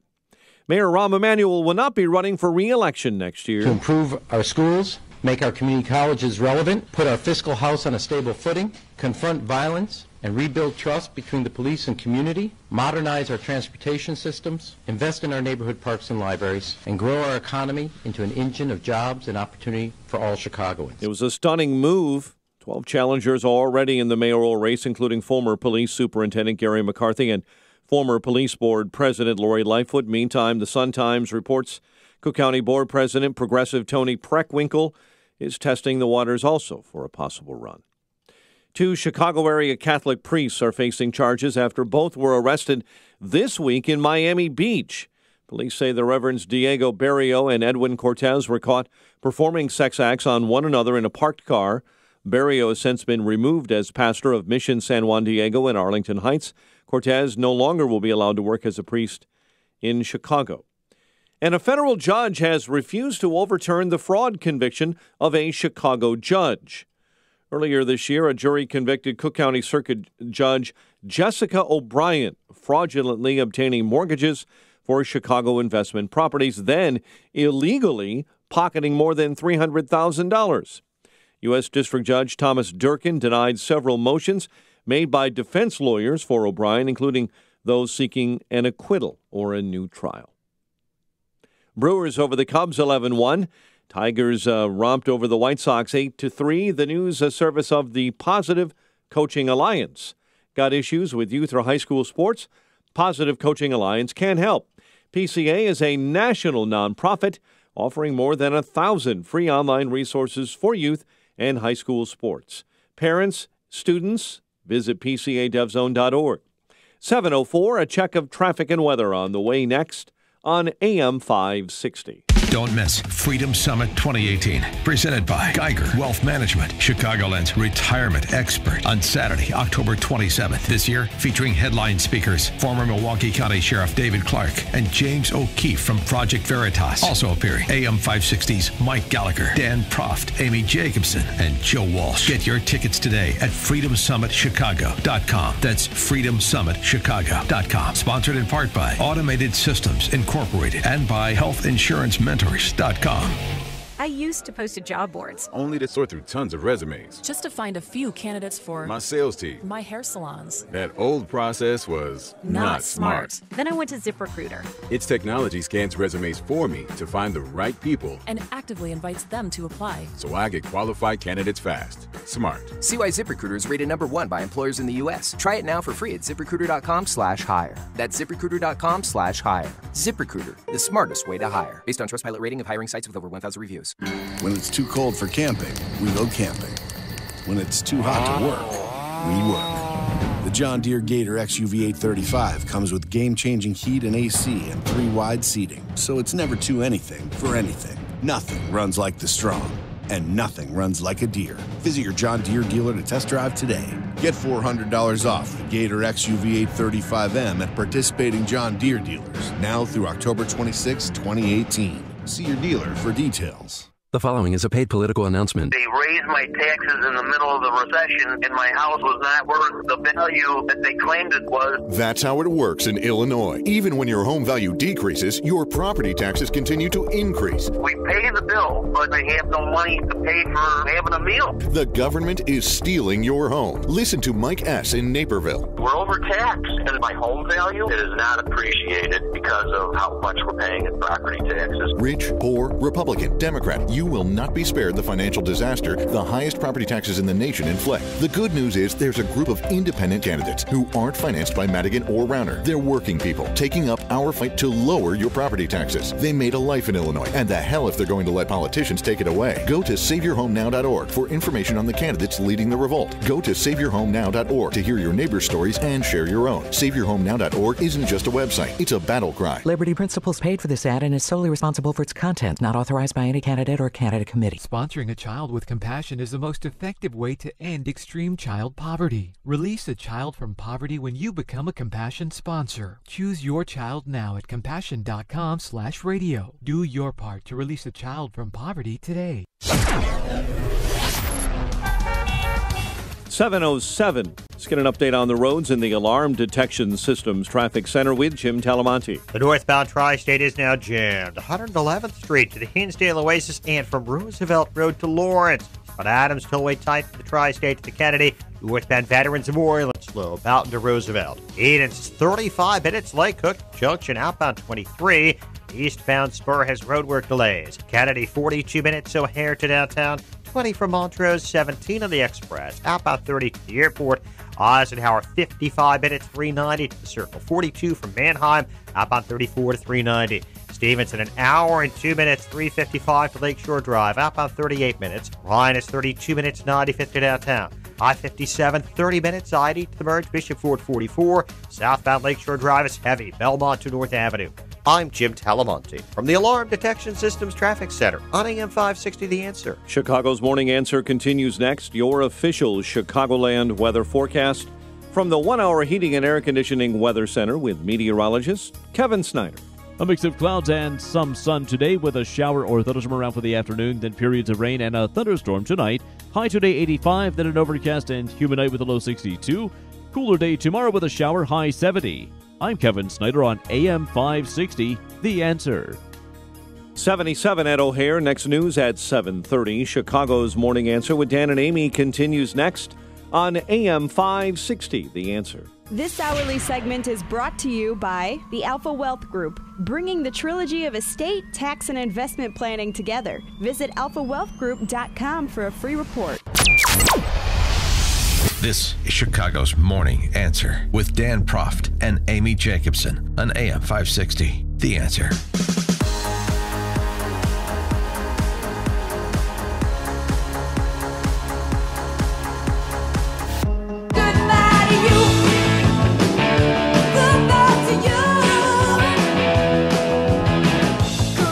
Good morning, Dan and Amy, and hit the road, little boy. Rahm Emanuel, Tiny Dancer, gone. Focus on pirouetting out of our lives over the next 8 months, finally. Maybe you can go back to the ballet. Tiny Dancer with his significant other, Amy Rule, at the dais yesterday. I had this to say.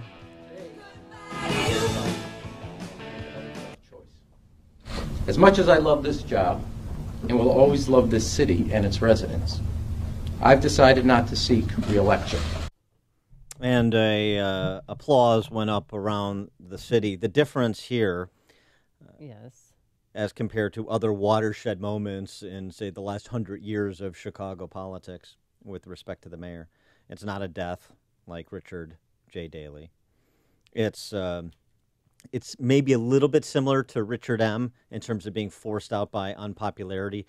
But I think the smart money at the time was he could have still won re-election. He wanted to get out from underneath all the problems that he created, worsened, metastasized under him, that he then handed off to Tiny Dancer. The Tiny Dancer is getting pushed out, not by insiders. He's getting pushed out by the people. Oh, he said, he's doing this because he wants to spend more time with his family, even though his family is gone. For the last 7.5 years, I've given my all every day and left everything on the field. This commitment has required significant sacrifice all around. Now with our 3 children in college, Amy and I have decided it's time to write another chapter together. When he talks about his family, he's talking about his family at Goldman Sachs, at GTCR, at Morgan Stanley, that family. Politicians always say they're going to leave public office to spend more time with their family. My children were smart enough to see that coming, and they scattered to the 2 coasts. Yeah, well, the one kid had to get out of town ahead of being arrested for being a drug dealer. Allegedly. I mean, we don't know. Please. We don't know because the... I'm not going to say a word. Because the cameras... Well, they just were inconveniently not working that day. Right. The one on the CTA platform wasn't working. The one... that Hermitage and Street Berteau, wasn't for working. some reason, was out. Yeah. I don't know. Yeah. Allegedly, that was the case. I mean, we don't know. He did get his tooth knocked out. I mean, it was pretty Bad assault. Got to pay the drug dealers. Well, drug deals go bad. Sometimes they go violent. Oh, yeah. And also, don't I forget, know. Tiny Dancer said, as a way to address street crime, take it to the alleys. So that's what they did. For more on this topic, John Cass from Chicago Tribune has written a column on it. Lord of the Flies on LaSalle Street, says John Cass. John, thanks for joining us. Appreciate it.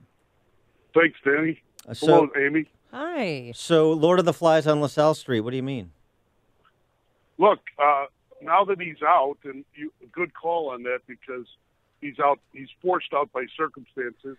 You said earlier that he doesn't want to wear the jacket for Laquan, and that's exactly what would happen, and that forced him out. But now that he's gone, you see Tony Preckwinkle, Bill Daley, Mendoza, Ricky. They're all crawling. It's Lord of the Flies. They're all like crawling over the city now. Well, who's Piggy? Yeah. Well, who's Piggy, Dan? Well, who is most likely to get to the conch shell? Yeah. Listen, they're all crawling all over the city now. I listened to Vallis earlier. They didn't have the guts to run earlier. Now they're running, or they're talking about it. Well, who's they? The Give us city- some big names. I put some in the column. Dan mentioned it. Mentioned people he's heard about. Tony Preckwinkle, Billy Daley, Susanna Mendoza, Ricky Munoz. I don't know why he'd be running. They didn't have the guts to run a Latino candidate when Rahm was in office, and now that he's abdicated or is leaving the race, now there'll be a Latino candidate. It's all a joke. Well, but I mean, if there was no Latino candidate on this landscape, I mean, it would show incredible weakness, wouldn't it? I mean, I'm surprised there wasn't one previously, but certainly, if there wasn't Latino representation in the race now, it would just make that community look weak politically, wouldn't it? Well, perhaps, but the community looked pretty weak when they were running 5'6" little Jewish guy with 9.5 fingers as their Latino candidate. Yeah, that's right? true too. Yeah, well, that's true. Yeah. So in his what do you guys think? Well, in his What do you years, think? what do I think? I'm Yeah. supporting Paul Vallis. That's what I don't think. That's what I know. And I'm going to put yard signs up everywhere I possibly can. Spread the word about him. What about you, John Cass? Who are you? I don't. I support no one. I'm a journalist. I'm not Chuck Todd. I'm not a staffer, a Democratic staffer, blaming Roger Ailes for everything. Yeah, exactly. Ridiculous. But so on the mayor's race, so the prospects of Preckwinkle, for example. that I makes mean, me Bill nauseous. Daley. Are you serious? Bill Daley couldn't go the distance with Pat Quinn. That seems to me like, and the idea that people want to go back to a Daley at this point. What about somebody who would be a new face with an old name? Dan Proft. No, new face with an old name, only known to insiders like Jerry Joyce's kid. Oh yeah, son of Kaiser Sosa. Yeah, why not? Exactly. Well, but tell people who this is because he's in the race right now. Yeah, a couple weeks ago, I did a podcast on the Chicago Way saying Rahm might drop out because of Laquan, and the week before I mentioned Kaiser Sosa's kid, Jerry Joyce, who's running. I don't know why. Why would Jerry Joyce want his kid to run unless it's like, I'm going to stake a claim on this piece of the electorate, I guess white Southwest Siders, coppers from 19th Ward, and what are you going to give me to get out, to the other candidates? There's a lot of that going on in politics, Dan. You touch on it when you discuss politics, the inside game, but right now we're going to see a lot of that. So a lot of posturing. Yes. And what are you going to give me not to get in? Right, and so Joyce, your take is, and correct me if I'm wrong, is Joyce doesn't have a chance to win. This is a spoiler. This is a, like you say, looking for the quid pro quo. Give me that airport concession contract back and I won't run. Right, exactly. That's how I see it. I could be wrong. I could be wrong. Maybe I'm a little cynical, but I've only been covering Chicago politics for like 2,000 years now. Yeah, right. Well, do you think Mayor Emanuel is going to cut a deal with someone to take his place, and he's going to support someone publicly? Well, Charlie Rose is in trouble now. He doesn't have a TV show. to pull that kind of little, bait and switch business they did with Daley's and Obama. But in this case, I'd say that any candidate who thinks that Rahm's $10 million, he's not going to use that $10 million, or at least some of it, to affect the outcome by still dropping Oppo research that he's got and other stuff, they're wrong. Because Rahm, if he has any kind of future, which I doubt, in politics, he'll have to have a base. Well, so he'll try to affect the outcome. Well, so what? Try to affect the outcome. What about Obama, who's in town to accept a government ethics award from U of I? So that's the genuflecting before the political Christ figure in this state continues. What about Obama's influence here? Why wouldn't another Obama acolyte, if you will, enter this race, and Obama can back that person, Valerie Jarrett, I don't know, Melody Hobson, somebody like that, and Arnie Duncan and swamp the field. What about that? I did mention that, interestingly enough, in today's column in the Chicago Tribune.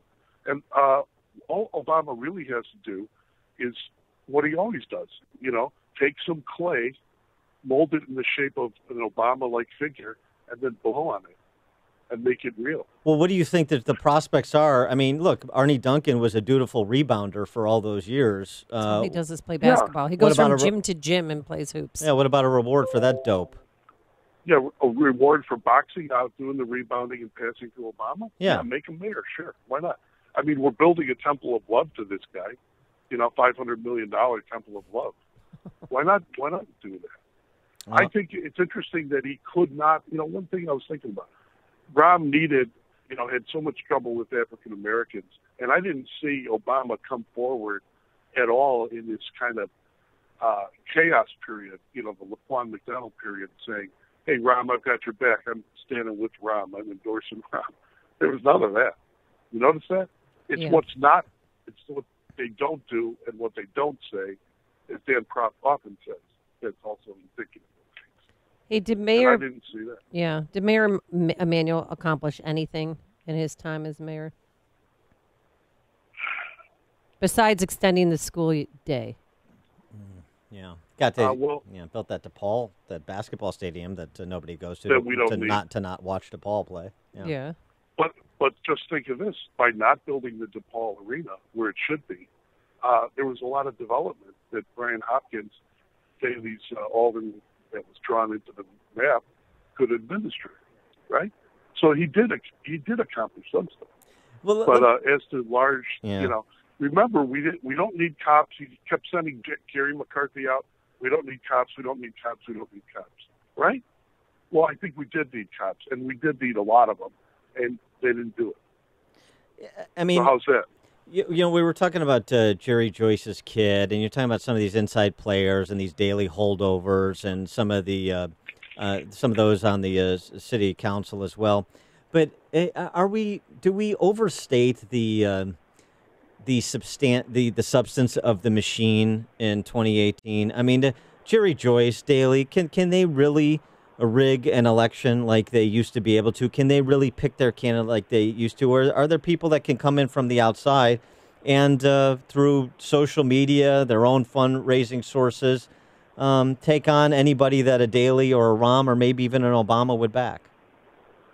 I think that most of the political media in Chicago, it has reverence for that band of thugs and gangsters called the Chicago Machine. And I think it's similar to Washington media having reverence for the establishment, hence the genuflecting over the McCain funeral, right, where they talked about how great it was when people reached across the aisle.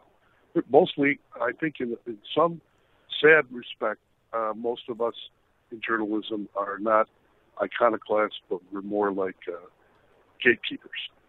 But that said, there are maybe 3 or 4, 5 wards that could deliver something.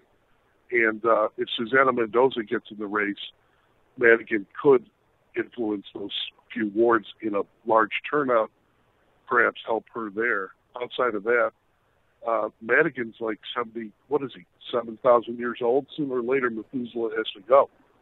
And all that's changing too. Well, the changes that you'll see is the changes you'll see is in the city council. Pat O'Connor's probably not going to run. All these old timers are like, "Hey, I'm done." Will Ed Burke reconsider running again? Oh. I don't know. How many times do you want to see Ed Burke with sombrero standing next to what are those bands called? You know, those mariachi bands. Yeah, as many times as he'll do it. I love watching politicians defile themselves. I don't know. But so there is a changing of the guard that's happening. I think Madigan's a short-termer as well. Ed Burke's a short-termer. The question is there any prospect that changing of the guard will mean a new day in Chicago and not just the same day with new faces? Yeah, I think so. Ironically enough, Paul Vallas has been around a long time as a technocrat. He's not representative of, as Amy says, of that old school thing. Not at all, because they really hated him. I remember Vallas when he got bounced out of City Hall, and they sent him to the Chicago Public Schools. Daley wanted him to die there. He didn't want him to succeed. And he sent him there because Vallas kept asking the one question: why are we buying all this salt from Melrose Park? Yeah.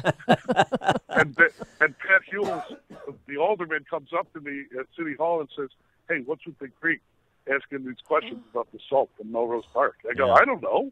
I'm not in the meeting." Yeah. Yeah.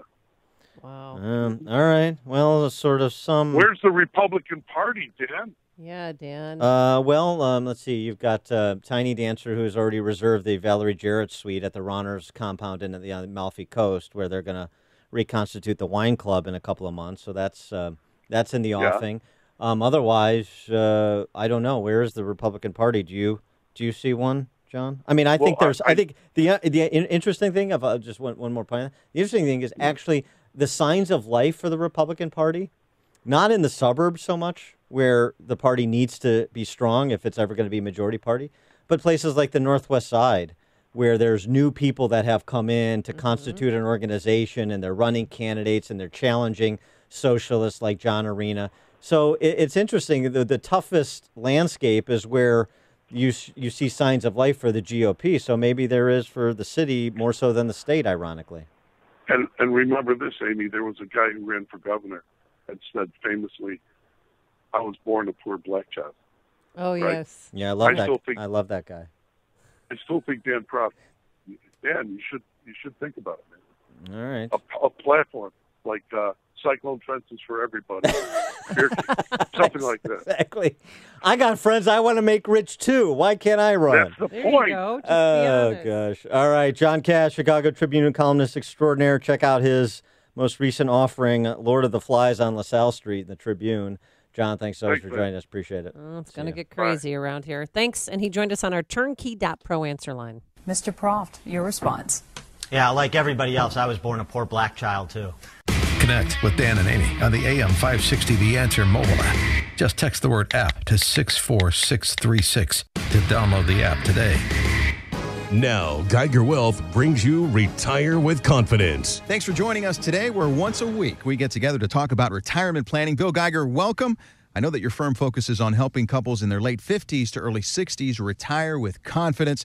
So, Bill, what is the biggest challenge that you see successful couples face when planning for retirement? Mike, I sat down with a couple yesterday morning and I asked them that specific question. What do you feel your biggest challenge is getting ready for retirement? And in a heartbeat, the wife said to me, "How am I going to pay my bills every month?" My husband's going to stop working at some point. His paycheck's going to be gone. How do we pay our bills for the rest of our lives? And it's a long time. We could be in retirement 20, 25, or 30 years. And Mike, when you think about it, 20, 25 to 30 years without a paycheck is kind of like being unemployed. And folks, that's the really big deal in retirement. Where do you get the income from to supplement your Social Security? So you have the confidence that you're going to be able to pay your bills each month, knowing how you're going to keep up your lifestyle, knowing how you're going to feel comfortable and you can do fun things like go on trips and vacations and so on. for 20 to 30 years, the rest of your life, and maybe leave a little bit for your family too. So, Bill, how do we create this income? Mike, we find when we look at couples' portfolios, most people have way too much at risk, way too much on the growth side. You simply take some of that growth portfolio, and Mike, we do this all the time. You take part of the growth portfolio and you create an income strategy with it. And that income strategy is designed to create dependable, sustainable income that couples can count on for the rest of their life. Mike, let's do something special. For the next 5 callers who call in who have at least $500,000 in their portfolio, we're going to sit down with them personally on a complimentary basis and help them put together a full-blown plan for their retirement, a plan for how they're going to create dependable, sustainable income that they can count on for the rest of their lives and how they can retire with confidence. Bill, this is a fantastic opportunity because, folks, nothing can be more frustrating than working hard your entire life, saving as much as possible for retirement, then having no idea how you're going to make your life savings last 20 to 30 years or more. Bill and his team at Geiger Wealth can help. They're going to sit down with you personally to create a full-blown plan for your retirement. Folks, this is up to a $3,000 value. It's complimentary for the next 5 couples who have at least $500,000 saved for retirement.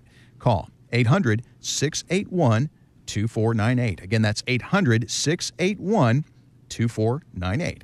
Together with you, Bill and his team are going to sit down and translate the complex financial planning process into easy-to-understand steps with a roadmap to help you get to where you need to be. Call Geiger Wealth right now for your complimentary, personalized, full-blown retirement plan. 800-681-2498. That's 800-681-2498. Geiger Wealth Management, a registered investment advisor. Insurance offered through DeBlanco Inc. Don't you just love the fall, sleeping with the windows open, but are you really sleeping as well as you could be? The MyPillow buy one, get one free offer is back for September. And if you haven't bought your MyPillow yet, here's your chance to get one for yourself, a loved one, and give the other one as a gift. I love that I can move the fill to get the support I need regardless of my sleep position. I never wake up with a stiff neck or headache. MyPillow is made in America, washable, dryable, hypoallergenic, and has a 10-year warranty plus that beautiful 60-day money-back guarantee. Go online or call now for this great buy one, get one free deal. You can also get 30% off everything else in the store, including the MyPillow mattress topper, pet beds that my dog Bunky recommends, luxurious cotton sheets, pillowcases, and more. Find it all at MyPillow.com. And when you check out, use the promo code Amy. That's MyPillow.com, promo code Amy, or call 800-489-0201. AM 560, The Answer. Coming up on Chicago's Morning Answer.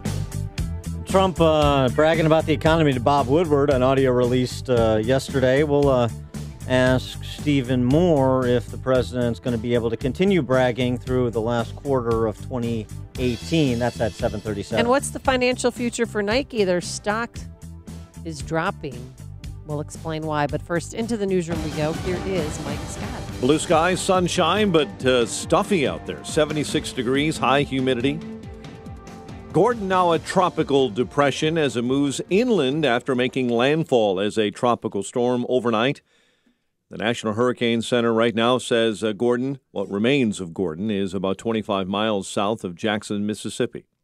The FDA has taken to Twitter this morning, warning you not to eat those Honey Smacks in your kitchen. Popular Kellogg's cereal has been linked to 130 confirmed salmonella infections in 34 states. Many have been hospitalized. Now, Honey Smacks has been the subject of a recall since June, which means it's not been in stores. They can't sell it, but folks are getting sick anyway. U.S. Supreme Court nominee Brett Kavanaugh vows to keep an open mind in every case. My judicial philosophy is straightforward. A judge must be independent and must interpret the law, not make the law. Speaking on day one of his Senate confirmation hearing yesterday, the veteran federal judge said his mother taught him the importance of equal justice for all Americans. 5 arrested at a New Mexico compound where a child was found dead will face federal charges today. The suspects were initially arrested last month when police raided a compound in northern New Mexico and found 11 malnourished children. Jury selection begins today in the first-degree murder trial of Chicago police officer Jason Van Dyke, who shot and killed a black teen in 2014. Authorities continue investigating after a 2-year-old girl was shot in the head in Gary, Indiana. Police say the shooting happened last night.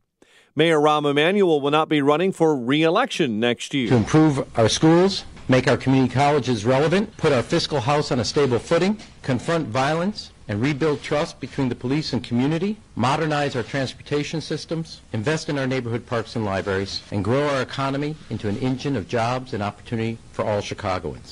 12 challengers are already in the mayoral race, including former police superintendent Gary McCarthy. Others are now testing the water, including, according to the Sun-Times, Cook County Board President Tony Preckwinkle.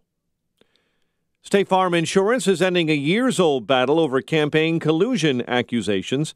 The Bloomington-based insurance giant announcing a preliminary $250 million settlement in the case related to the 2004 Illinois Supreme Court election of Lloyd Carmeier.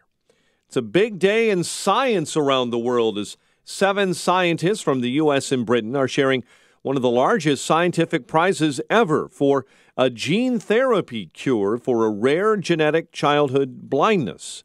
Scientists receiving that award totaling more than $1 million during a ceremony in Lisbon, Portugal, yesterday.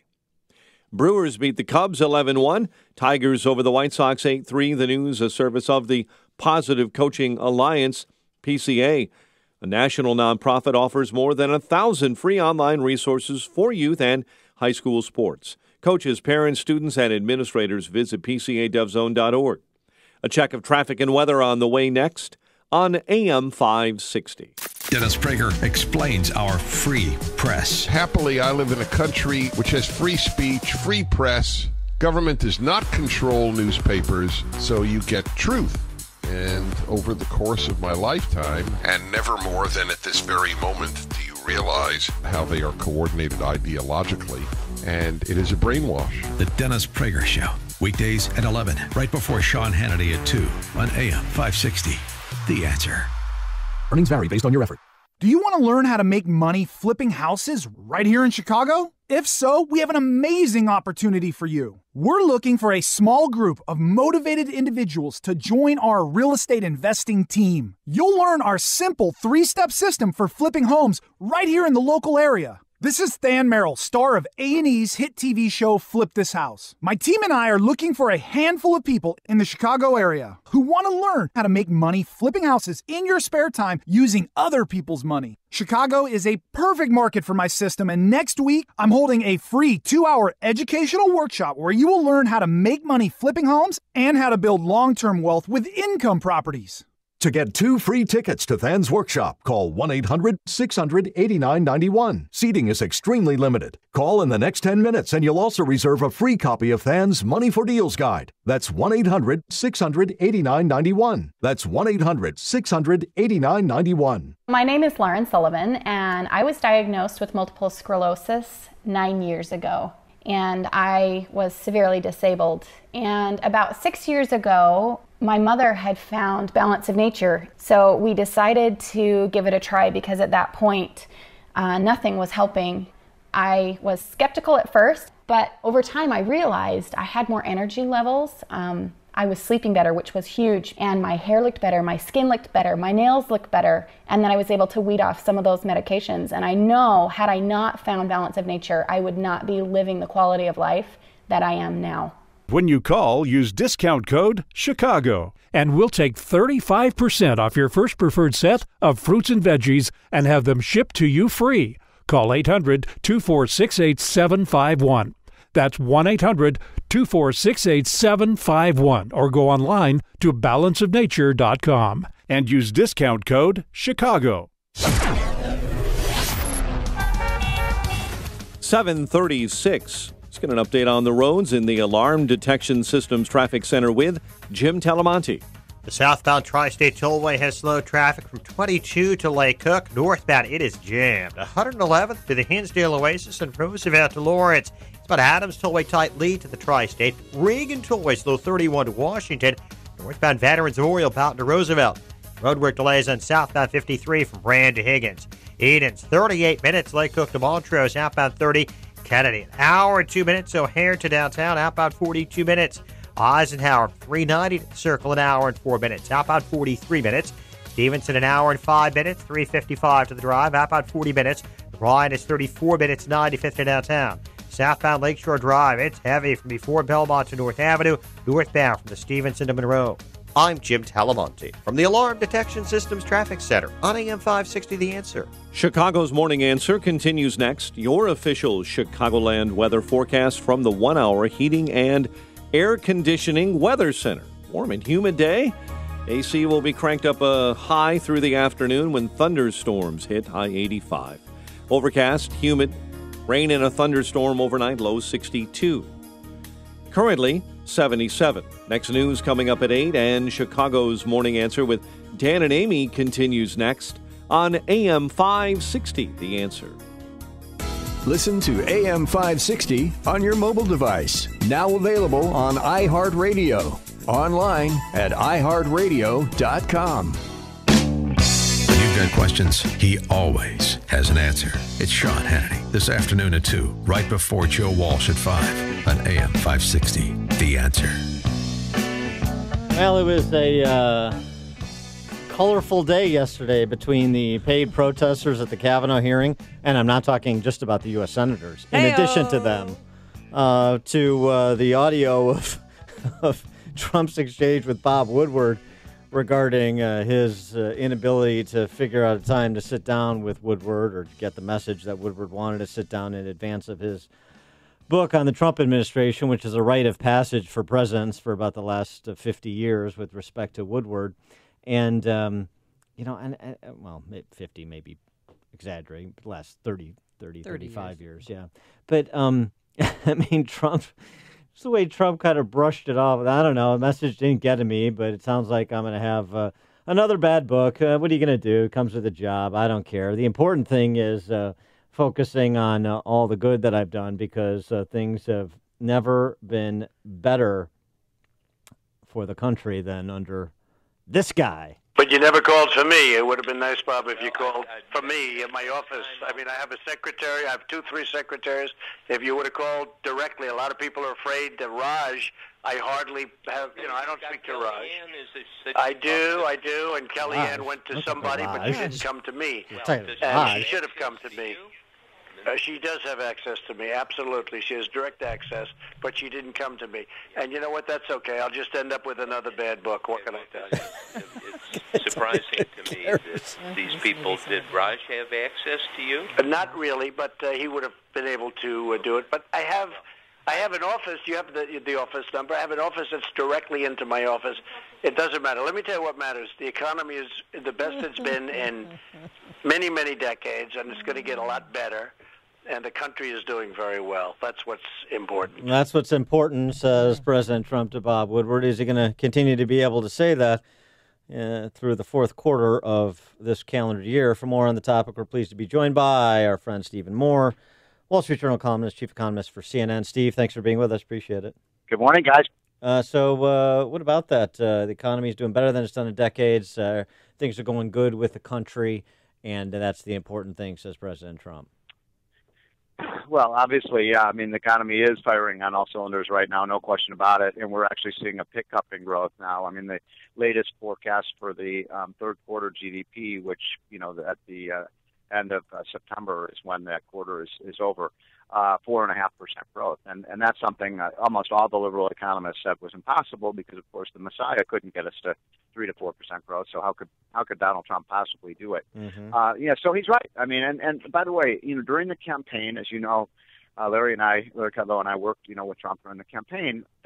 Every single poll that we looked at from the time he first started running for president in April of 2015 through Election Day, the number one issue for the country was jobs. The number two issue for the country was the economy, jobs in the economy. That's what it was all about. And now we've got, this turbocharged economy, and it's so interesting to me. Nobody in the media wants to talk about the economy anymore. Now, let me make another point, though, if I may, because I do know Donald Trump. I've gotten to know him pretty well. And I am a great admirer of his. I mean, I think what he's done on the economy has been fantastic. But one of his fatal flaws, I shouldn't say fatal flaws, but one of his flaws that we're now discovering is he's not always the best judge of character.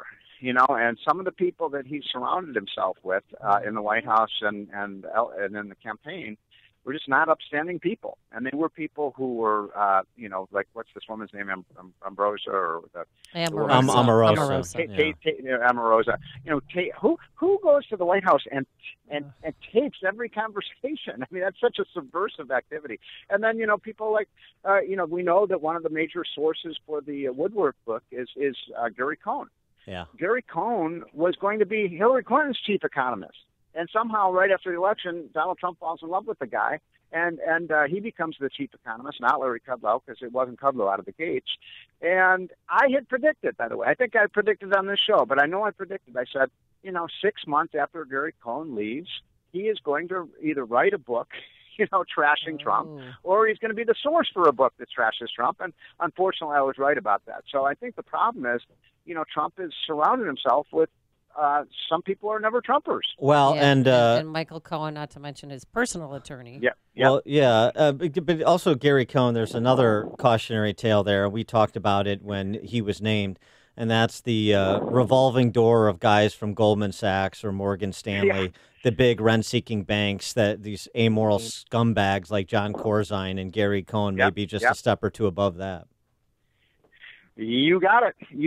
It is the revolving door. That's a great way to describe it. And it's Robert Rubin. Remember him? Yeah. He was a Goldman Sachs guy. I mean, you could go down the whole list of people who worked as chairman of Goldman Sachs. And by the way, do you think it's a coincidence, Dan and Amy, that every time we make a financial decision, that the government changes the rules, what company always comes out smelling like a rose? Yeah, Goldman Sachs, like when they bailed out AIG to save Goldman in the recession. Exactly. And so that's how these people get rich, and so that was a big mistake. One other quick thing about the Woodward book. Last night I was watching CNN and they were just pillorying Trump, and one of the few Trump people they had on said, well, look, you can't always believe everything that Bob Woodward says, and the sources, half of the sources in the book, by the way, have already said I never said that. Right. So anyway, CNN said, oh my God, it's Bob Woodward. He's a god. He doesn't lie about this stuff. I mean, he's an unimpeachable source.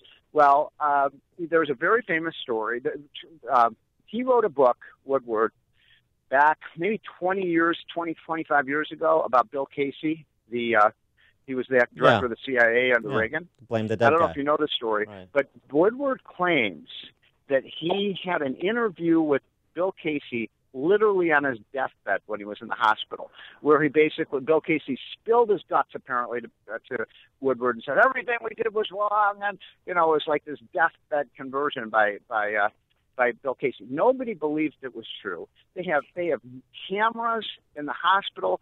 A family member was with him every single day in the last week of his life. There was zero opportunity for Bob Woodward. Completely made that up. Completely made it up. Really?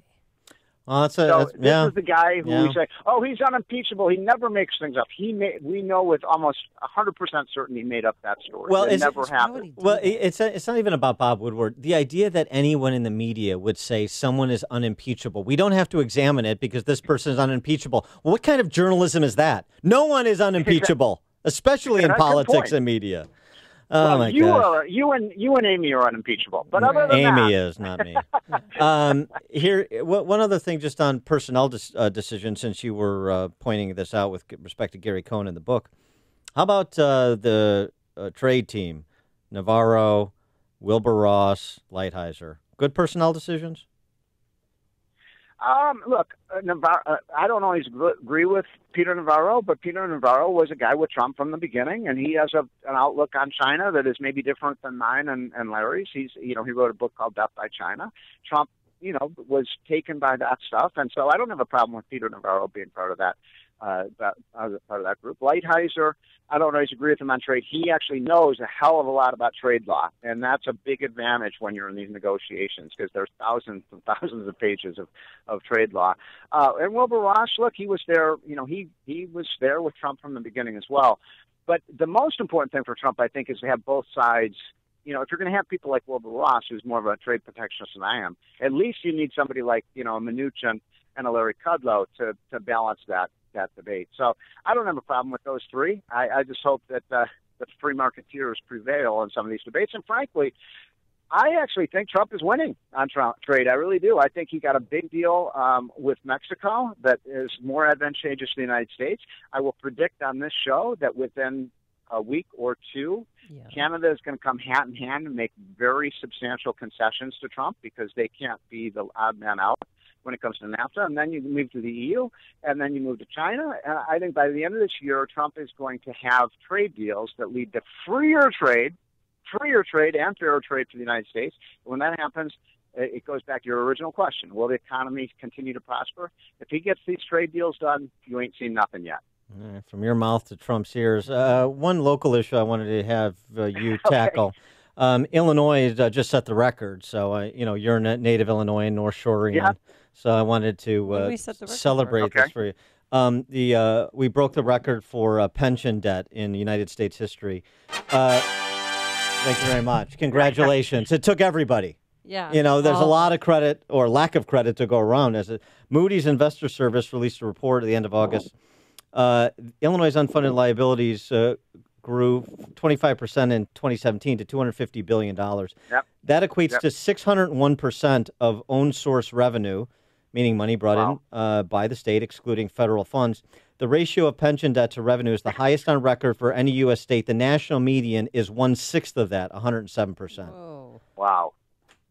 So, I have a solution to the problem. Okay, what is it? Issue more debt. Okay. I mean, I thought that was the Illinois solution. Yeah. That hey, we found a way out of this. We're gonna get rid of the pension debt by issuing other kind of debt, paying off the pension. I mean, I'm not making this up, right? I mean, isn't that what the politicians thought? We're gonna switch bond A with bond B. We have, and therefore, voila.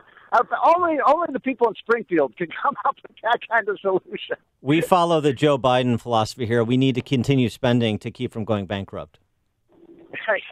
Exactly. But look, I mean, why would anybody move to Illinois and buy a house there when, a lot of what you're going to be paying for in terms of your record high property taxes is not for any government services. You're just going to be paying for the debt for the services that were provided 20 and 25 years ago. Bingo. Steve Moore, CNN chief economist, Wall Street Journal columnist. Thanks for joining us. Appreciate it. Okay. Have a great week, guys. Take care. Too. And he joined us on our turnkey.pro answer line. It's like a hot, steaming cup of information to start your day. It's Chicago's Morning Answer on AM 560. The Answer.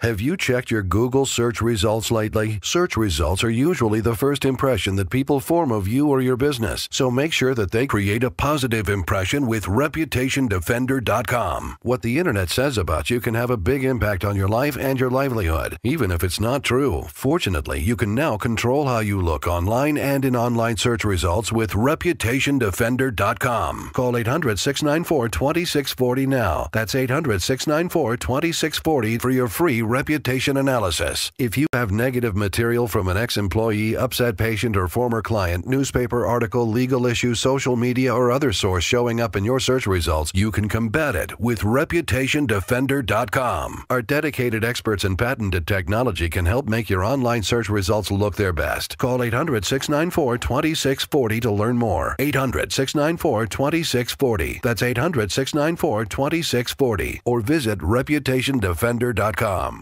The rapid evolution of technology and industrial robotic automation systems offers a multitude of solutions that give manufacturers a competitive advantage from ergonomics, quality control, and the need to meet increased production goals while improving the lives of everybody on the factory floor. Industrial robotic automation can mean increased profitability and higher quality jobs. Matrix Industrial Automation has built a reputation as an industry leader in developing, building, and installing a wide range of turnkey robotic automation systems. Manufacturers big and small, local and worldwide, depend on Matrix to deliver the most optimal and robust industrial automation systems with improved ROI in mind. Nearly 2 decades of experience and hundreds of installed systems is why Matrix Industrial Automation, headquartered in Bartlett, Illinois, are the industrial automation experts. For information or to schedule a free automation consultation, visit matrixindustrialautomation.com or call 847-841-8260.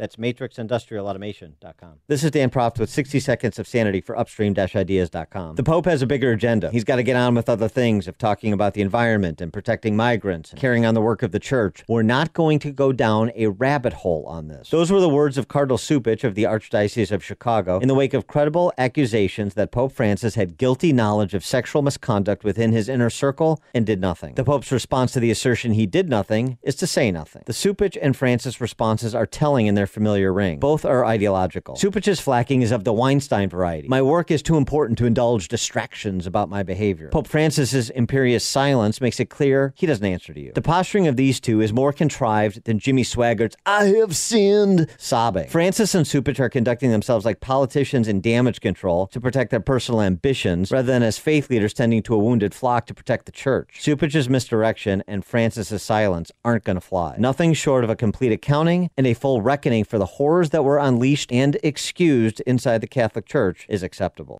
Balance of Nature's fruits and veggies in a capsule. My husband's blood pressure has dropped 30 points. I've lost 8 pounds. He's lost about 20 pounds. His arthritis is gone. You guys have given me back my husband. I'd come home from work, and if he beat me home from work, he would be laying in the recliner, and I would feed him supper in his recliner and would be like really boring, pathetic old people watching TV while we ate dinner and then go to bed exhausted and wake up tired. I came home from work last night, and he was mowing the lawn.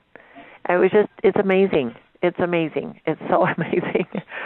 When you call, use discount code CHICAGO, and we'll take 35% off your first preferred set of fruits and veggies and have them shipped to you free. Call 800-246-8751.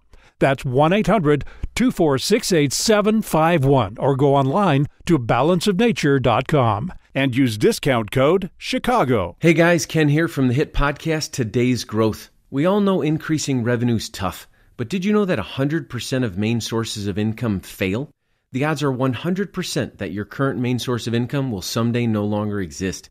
439 of 1955's original Fortune 500 are no longer around.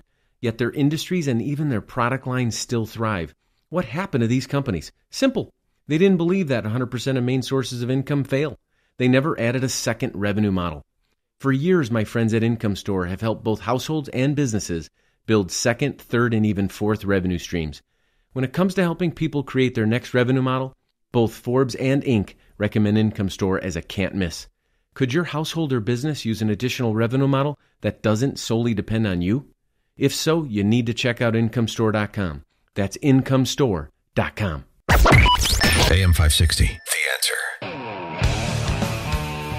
Dan and Amy, with jury selection this week in the Jason Van Dyke trial, we've heard from Jason Van Dyke, at least in printed word, in the Tribune last week. Yeah, we heard from his wife on Windy City Live on Monday. We'll get to that. But we've also heard now from a family member of Laquan McDonald. Yeah, Laquan McDonald's great uncle, he's the closest family member who's going to be the spokesperson for the family, urged calm and urged for peace no matter what the verdict is. We're asking for complete peace.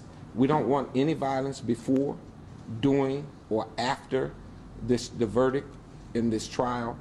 And so we're asking all the people that are concerned about this, that have tried to help us, that are here because they say they want to help our family, to honor our wishes in this way. I want to make it clear that no one has set me down and asked me to say this. I haven't had any meetings with the mayor. In fact, this family has never talked to Rahm Emanuel. I even received condolences from the mayor of the city of Chicago as it pertains to this matter. Well, two things interesting. One is he's more responsible than the civilian political leadership of this city. At least he's making a call for calm regardless of the verdict. That's the responsible adult thing to do, so good for him. Number two is if the mayor's office, or the mayor maybe specifically, never made contact with the family, how'd you get the settlement? How'd you get the settlement? Somebody from the office, someone from the city contacted. No, I know, but I want to hear more about that. I want to hear more details. I mean, I don't know if he knows because mom is the one who got the $5 million, and the mom, they can't find her. She's supposed to testify in the trial, and she's not around. Well, he may not know, but it's time that we revisit all the questions that didn't get asked and didn't get answered when this went down. Because Tiny Dancer was part of pushing all of this off past the previous election, and now, of course, it's come back in part, many other things as well, to bite him and end his political career as well it should. And don't seek revenge, Mr. Hunter says. Not looking for revenge. Most people that talk to me as if they're trying to urge me or nudge me into saying that this family is looking for revenge. This is horrific. It is terrible what happened to Laquan. Laquan is certainly the victim. He is certainly the victim in this matter. Jason Van Dyke is the perpetrator. No. He was charged with first-degree murder, Jason Van Dyke. Jurors are going to be there today, potential jurors, filling out questionnaires, and then the trial is actually going to start, on Monday, if it remains here in Cook County. Right. That's what we'll find out. Right. Remember, the judge, with respect to the motion for change of venue, kicked it past voir dire, and then he's going to make a ruling on the defense's motion for change of venue. So we'll see if the trial stays in Cook County or not. Remember, the defense presented evidence for the judge's consideration that 85% of Cook County residents have made up their mind as to Van Dyke's innocence or guilt in furtherance of their motion for change of venue. So we'll see. And there is also a Chicago rapper who was the grand marshal of the Bud Billiken Parade who has a hit song called 16 Shots. And so Dan Hubert brought that up. He's the attorney for Jason Van Dyke. He brought that up as well when he was asking for a change of venue. Because it's a popular song and people, are affected by music. It's a popular song, and it's also a popular taunt, I guess, to Van Dyke's kids in school. Yeah, Tiffany sat down and spoke on Windy City Live to discuss what her daughters go through. Both of my children actually are bullied at school. My oldest came home from school one day. She didn't even come home. She called me halfway through the day, crying. And I said, "What is the matter?" And she said, "Somebody wrote 16 shots on her desk." My 12-year-old, innocent 12-year-old, sat in her classroom and another student called her father a murderer to her face.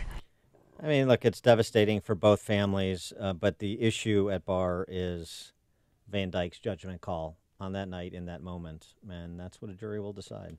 Coming up on Chicago's Morning Answer, we'll talk to Marianne Ahern about being targeted by one Cardinal Supich at 8:08. And also get a room. 2 Chicago area priests are found doing something hanky in a car. Actually, no, you're not supposed to get a room either. You're not? Okay. But in a car, please. But first, let's get into the newsroom. Here is Mike Scott. 3 suspects wanted in the deadly shooting of an incoming Northwestern University grad student. WIND Chicago News Time is 8 o'clock.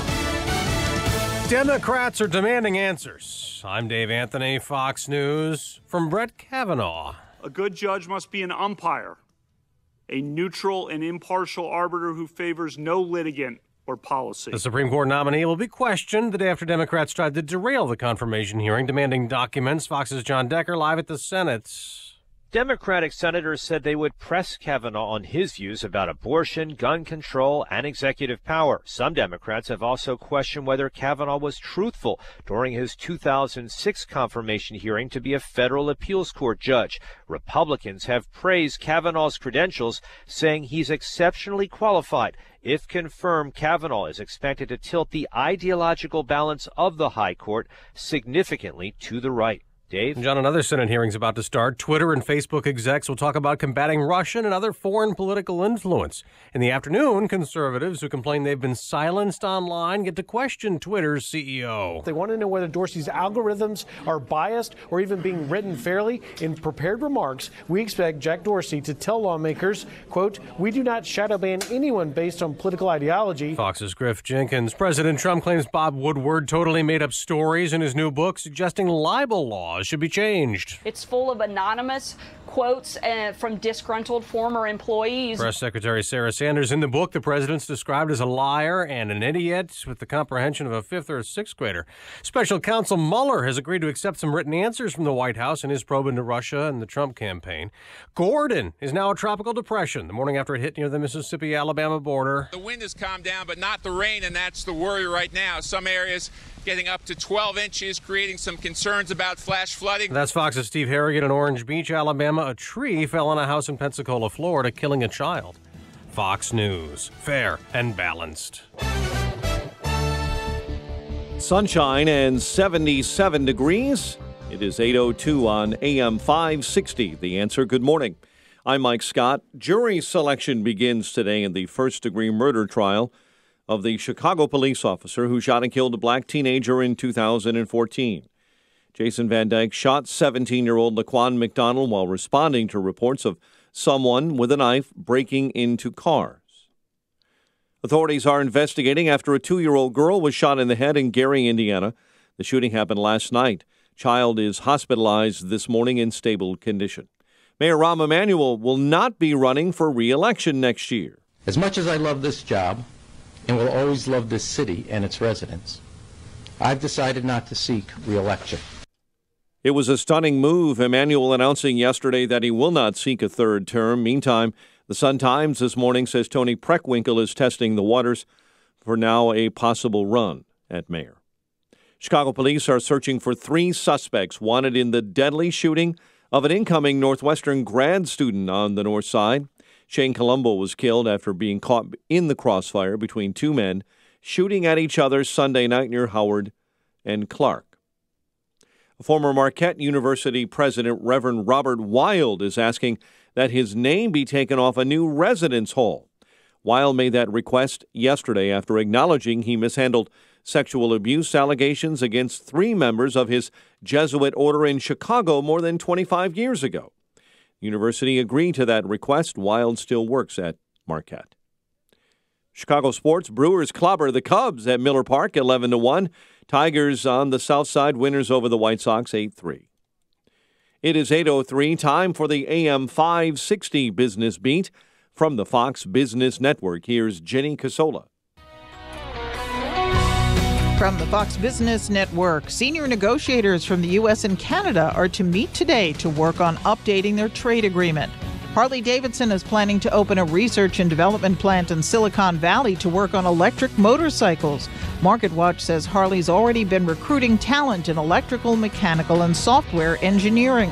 Harley sales have declined for 3 years. Electric Harleys are expected to be popular international sellers. Blood testing company Theranos is about to close and will pay creditors its remaining cash in coming months. Federal prosecutors have filed criminal charges against Theranos founder Elizabeth Holmes and her former number 2 executive. They are accused of defrauding investors, doctors, and patients. Both have denied the charges. The Dow was down 12 yesterday. NASDAQ dropped 18. S&P lost 4. With the Fox Business Report, I'm Jenny Cosola. 8:04, a check of traffic and weather on the way next on AM 560. Don't miss Freedom Summit 2018, presented by Geiger Wealth Management, Chicagoland's retirement expert, on Saturday, October 27th. This year, featuring headline speakers, former Milwaukee County Sheriff David Clark and James O'Keefe from Project Veritas. Also appearing, AM 560's Mike Gallagher, Dan Proft, Amy Jacobson, and Joe Walsh. Get your tickets today at freedomsummitchicago.com. That's freedomsummitchicago.com. Sponsored in part by Charles Equipment Energy Systems and by The Income Store.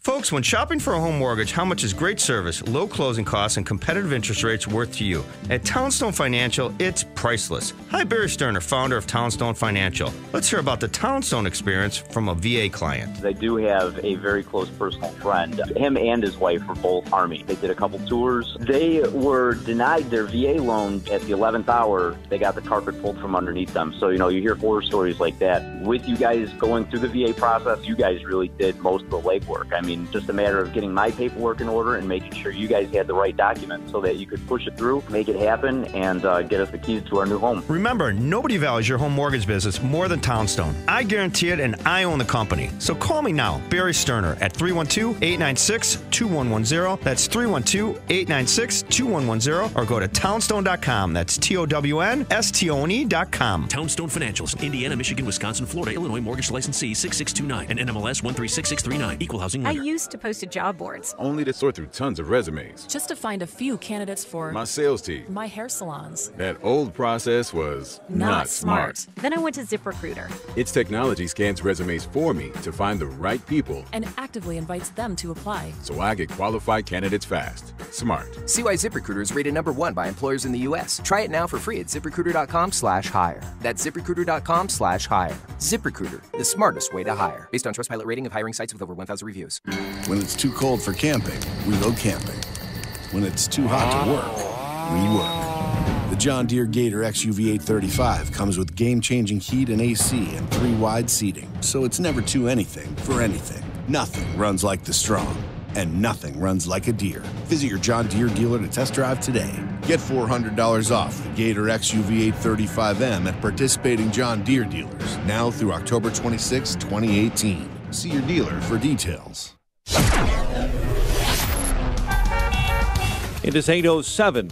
Let's get an update on the roads in the Alarm Detection Systems Traffic Center with Jim Talamonte. Southbound Lakeshore Drive, traffic at a standstill. Montrose to North Avenue due to construction. Northbound delays are from the Stevenson to Monroe. The Kennedy inbound is a mess from Harlem to the Burns Circle. Hour and 36 minutes O'Hare to downtown. 58 minutes from Montrose, 51 on the Express. Aiden's 28 minutes from Lake Cook to the Kennedy. Outbound 36. Eisenhower an hour and 15 minutes, 390 to downtown. Stevenson an hour and 28 minutes, 355 to the drive. Ryan, it's 38 minutes, 95th to downtown. Tri-State southbound heavy 132 to Bradley. Northbound delays are from 111th to the Hinsdale Oasis and Roosevelt to Lawrence. Regan Tollway 31 to Washington, 53 to 355. Southbound 53 delays. Randy Higgins. I'm Jim Talamonte from the Alarm Detection Systems Traffic Center on AM 560 The Answer. Chicago's Morning Answer continues next. Your official Chicagoland weather forecast from the 1-hour Heating and Air Conditioning Weather Center with meteorologist Kevin Snyder. Today, warm and humid with clouds and sun. An afternoon shower or a thunderstorm around, high 85. Tonight, overcast and humid with periods of rain and a thunderstorm with a low of 62. I'm Kevin Snyder on AM 560, The Answer. 79 at O'Hare. Next news, 8:30. Chicago's Morning Answer with Dan and Amy continues next on AM 560, The Answer. Listen to AM 560 on your mobile device. Now available on iHeartRadio. Online at iHeartRadio.com. This is Chicago's Morning Answer with Dan Proft and Amy Jacobson on AM 560. The Answer.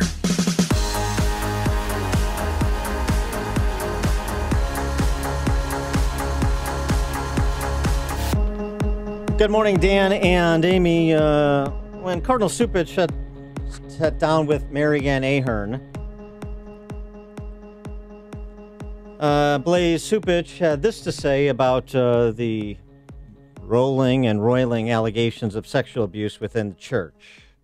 This is not about sex. It's about power and clericalism. That's what has to change in the life of the church, and that's what the Pope is talking about. But let's also be clear that people who want to make this about sex in terms of homosexuality and all the rest of it are a diversion from the real issue that we need to attack in the life of the church.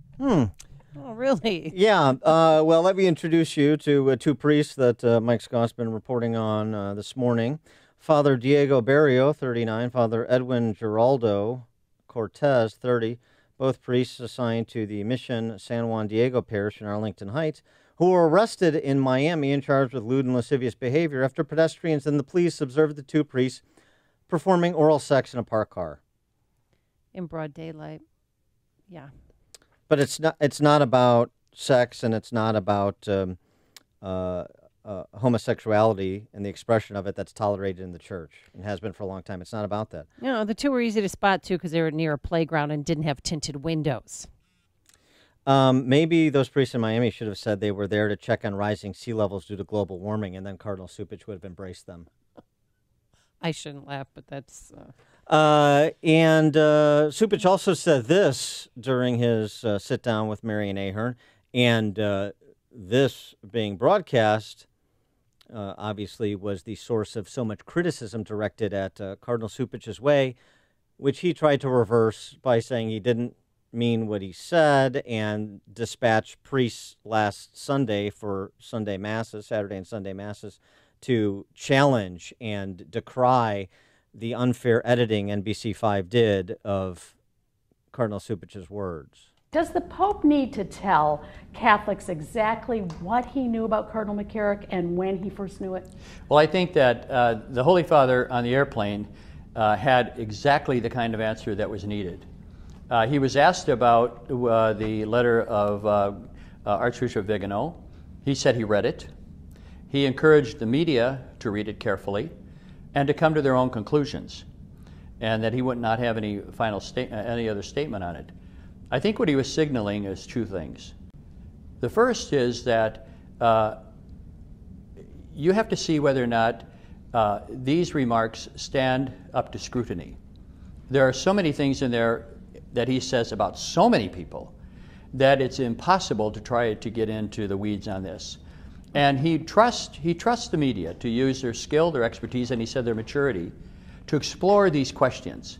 For instance, look at the language of the letter and compare it to the language that's in these websites and news outlets that release the document. There's so many parallels there in terms of the kinds of things that they're attacking the Holy Father and other people about. The other is look at these various things that are said on an individual basis. That's why I clarified it. See, and then, of course, he made the infamous now, rabbit hole comment about we've got big issues, environmentalism and migrants. We're not going to go down this rabbit hole. It seems to me, from watching the entire interview, and that was just an example of how much bandwidth Cupich was given to say whatever he had to say with as much specificity as he wanted to say it.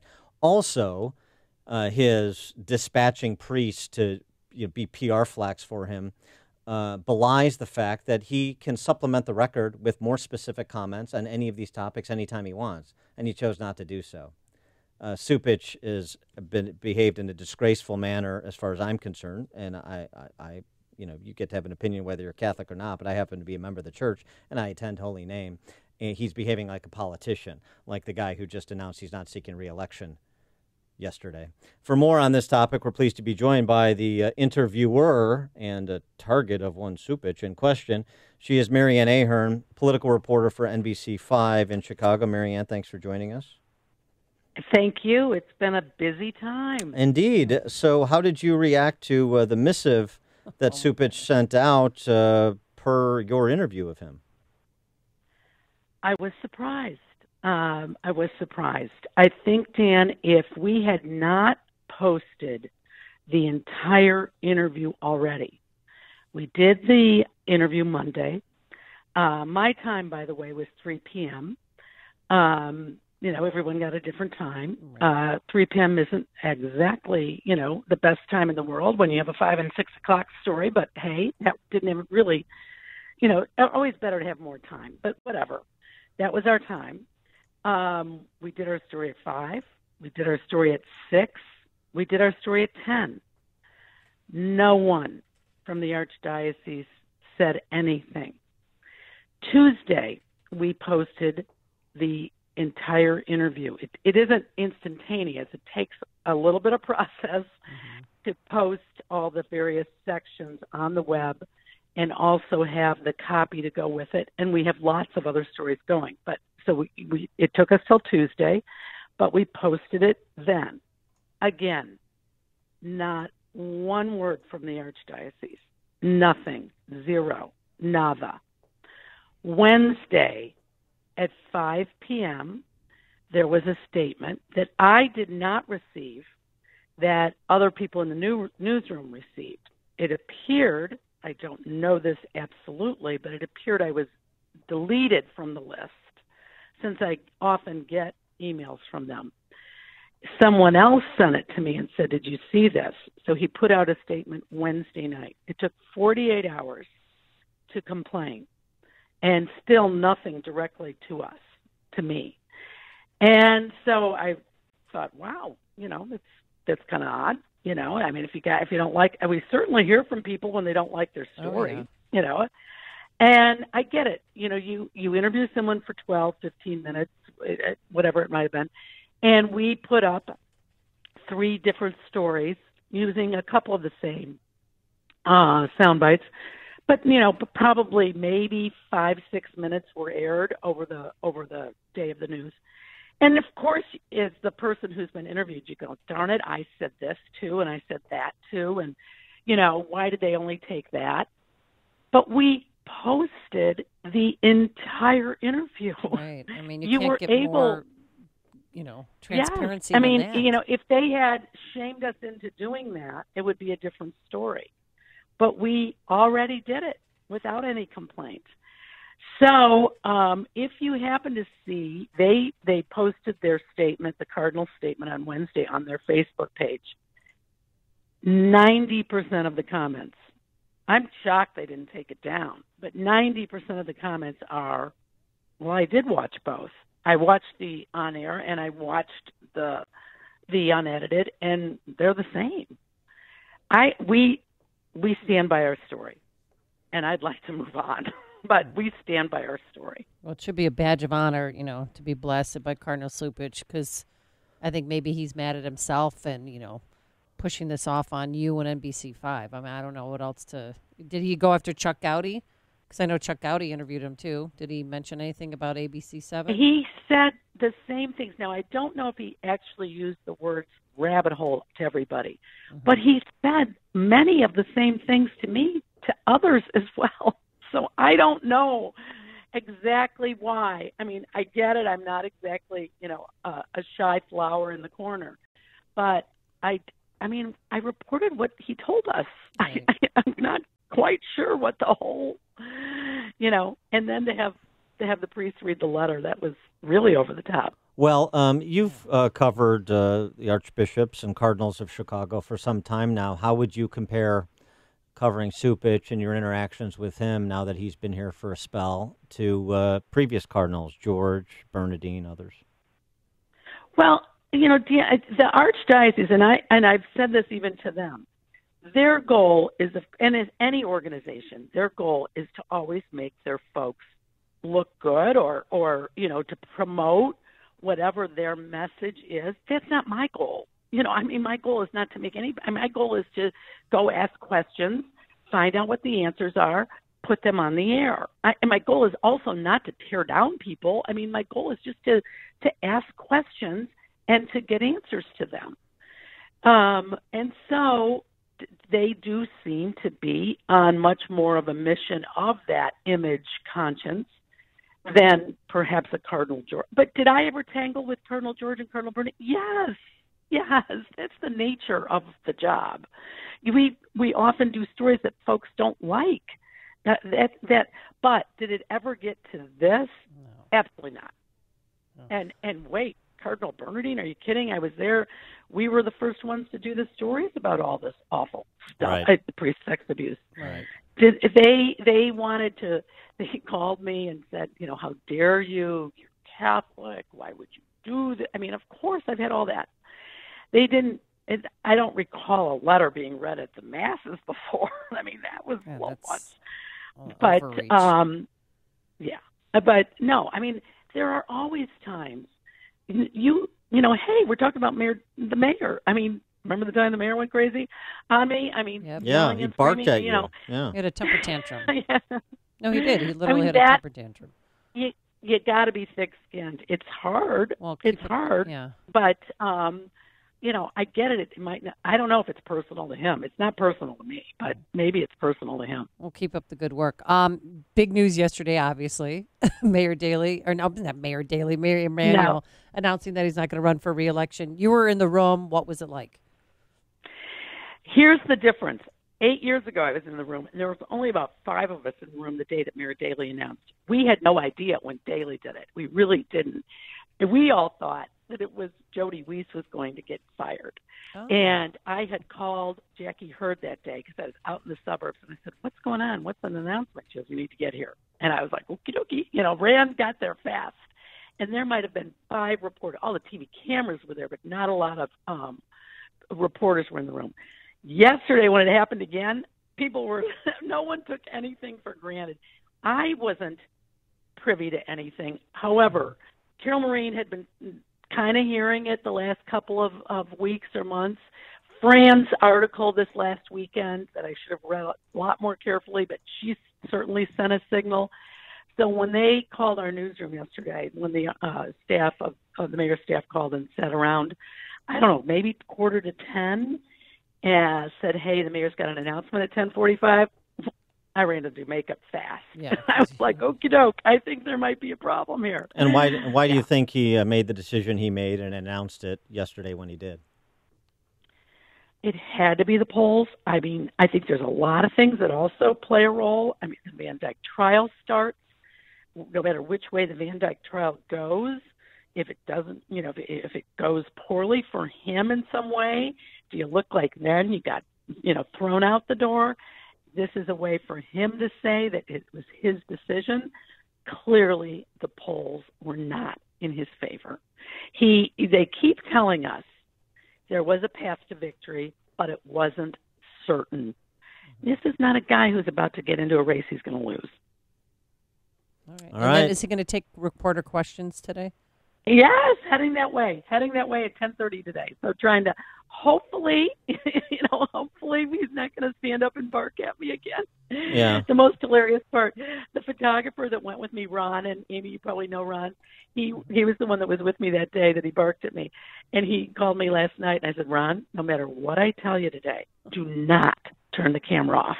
Exactly. Now, is he going to use Amy Rule for personal protection again, or is he going to stand up there by himself? Yeah, exactly. Oh man, and even he did the line of politicians like to say they're going to spend more time with them. Please, give me a break. This is a guy. Spend time with your family. Your family's gone. I mean, they're all in college. Yeah, I mean, It's strange. It's he needs a better speechwriter, but he's just not really that great on the stump. He's not very entertaining. Well, who do you think? Who do you think it's going to be? It's not. I don't think it's going to be these folks that are. I mean, who knows? Who's to say? I don't know. But, To me, I think it's between Common and Chance the Rapper. That's what I think. She is Marianne Ahern, political reporter for NBC5. Marianne, thanks for joining us. Appreciate it. Thank you, guys. Appreciate it. And she joined us on our turnkey.pro answer line. You're listening to Chicago's Morning Answer with Dan Proft and Amy Jacobson on AM 560. The Answer. The following is a paid political announcement. Are you going to allow the government to take your home? Mike S. in Naperville isn't. At our earliest possible convenience, we're moving out of the state of Illinois. Neither is Russell O. in Des Plaines. I'm selling my home and going someplace that I can live without being taxed out of my property. Illinois has the highest property taxes in the nation. It is a slow-motion government seizure of your home. My investment in my home was a bad investment. Rich, poor, Republican, Democrat, you will not be spared the financial disaster the highest property taxes in the nation inflict. The good news is there's a group of independent candidates who aren't financed by Madigan or Rauner. They're working people taking up our fight to lower your property taxes. They made a life in Illinois, and the hell if they're going to let politicians take it away. Go to SaveYourHomeNow.org for information on the candidates leading the revolt. Go to SaveYourHomeNow.org to hear your neighbors' stories and share your own. SaveYourHomeNow.org isn't just a website, it's a battle cry. Liberty Principles paid for this ad and is solely responsible for its content, not authorized by any candidate or candidate committee. Hey, don't you love the fall when it's cooler outside? You could sleep with your windows open, but are you really sleeping as well as you could? Well, the MyPillow buy one, get one free offer is back for September. And if you haven't bought your MyPillows yet, here's your chance to get one for yourself and give one as a gift or to a loved one. I love that I can move the fill to get the support I need regardless if I sleep on my side, stomach, or back, and I never wake up with a stiff neck or headache. MyPillow is made in America. Washable, dryable. You don't have to take it to the cleaners. There's a 10-year warranty, 60-day money-back guarantee. So go online or call now for this great buy one, get one free deal. You can also get 30% off everything else, including the MyPillow mattress toppers I've been telling you about, the pet beds that my dog Bunky absolutely loves, and those luxury cotton sheets and pillowcases. Call 800-489-0201. Use the promo code Amy or visit mypillow.com. Promo code Amy. Balance of Nature's fruits and veggies in a capsule. I've got ankylosing spondylitis, which is a arthritic disease, calcification of the major joints and spine, and I just don't have the pain that I used to have. It's really kind of amazing. Balance of Nature has been an amazing product. I've recommended it to literally hundreds. I'm a pastor, and I've said, y'all just try it. Give it a month. Give it a try. And so hopefully they have. But it's an amazing product, and the neatest thing is when you first open up that bottle and you can smell the fruits and vegetables. Every time I open one, I just get a big kick out of that. When you call, use discount code CHICAGO, and we'll take 35% off your first preferred set of fruits and veggies and have them shipped to you free. Call 800-246-8751. That's 1-800-246-8751, or go online to balanceofnature.com and use discount code CHICAGO. AM 560, The Answer. Good morning, Dan and Amy.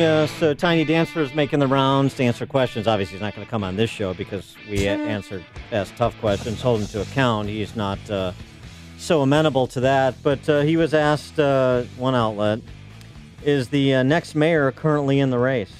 I don't think so. Here's the thing. The public knows that this is a very big job, and the mayor cannot be a one-trick pony. You can't just speak on one issue.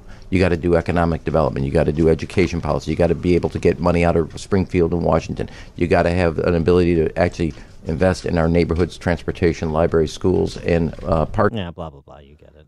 Yeah, I mean, you can't be a one-trick pony. You know, you need to be able to attack Chick-fil-A. You need to be able to demagogue the crime issue. You got to make Chicago a Trump-free zone. You got to make a Trump-free zone. That was the weirdest. Yeah, you got to juggle a lot of balls. Stupid. Yeah, like a clown. He was asked his biggest failure as mayor. It's clear, is not having people kill people in their own neighborhood and community. It's in their own parts of I can give you parts of the city that are as safe as Manhattan, Los Angeles, and I give you other parts. It's just, and I will grapple. I understand poverty. I understand all the conditionality that goes into them, but it's not determinative. It's influential, but not determinative. And I will never get the idea that somebody can walk an 11-year-old off a basketball court, walk him 100 feet as retribution, and at no point in that 100 feet does a moral voice go off and say what I'm being asked to do is wrong. How many? What is he talking about? How many bodies have to pile up before you believe that man's inhumanity to man sinks to that level? I mean, I can't get over the reality on the ground, so I didn't do anything. I mean, we had John Cass on talking about, he's always pushing off the commitment that he made actually as a candidate for more police on the streets. He talked about the policy of containment in 4 of Chicago's 21 police districts. He's right that poverty is not determinative when it comes to crime. That's exactly the point. The overwhelming majority of the residents in those 4 police districts where most of the violent crime occurs are law-abiding, and so they deserve the same police protection as anybody else in the city. And obviously they weren't getting it. The way he said it, too, it's still dissociative. He must have learned that from his boss, Obama. People killing other people. No. The government, I mean, yes, but the government fulfilling its primary responsibility to maintain peace, to protect constituents, to police areas such that law-abiding people are afforded to live in peace. That's what I fail to do. Whatever strategy that I employed with the police, personnel decisions I made with the police, it was a failure. Some parts of the city are as safe as Manhattan and L.A. Right. But you're the mayor of the entire city.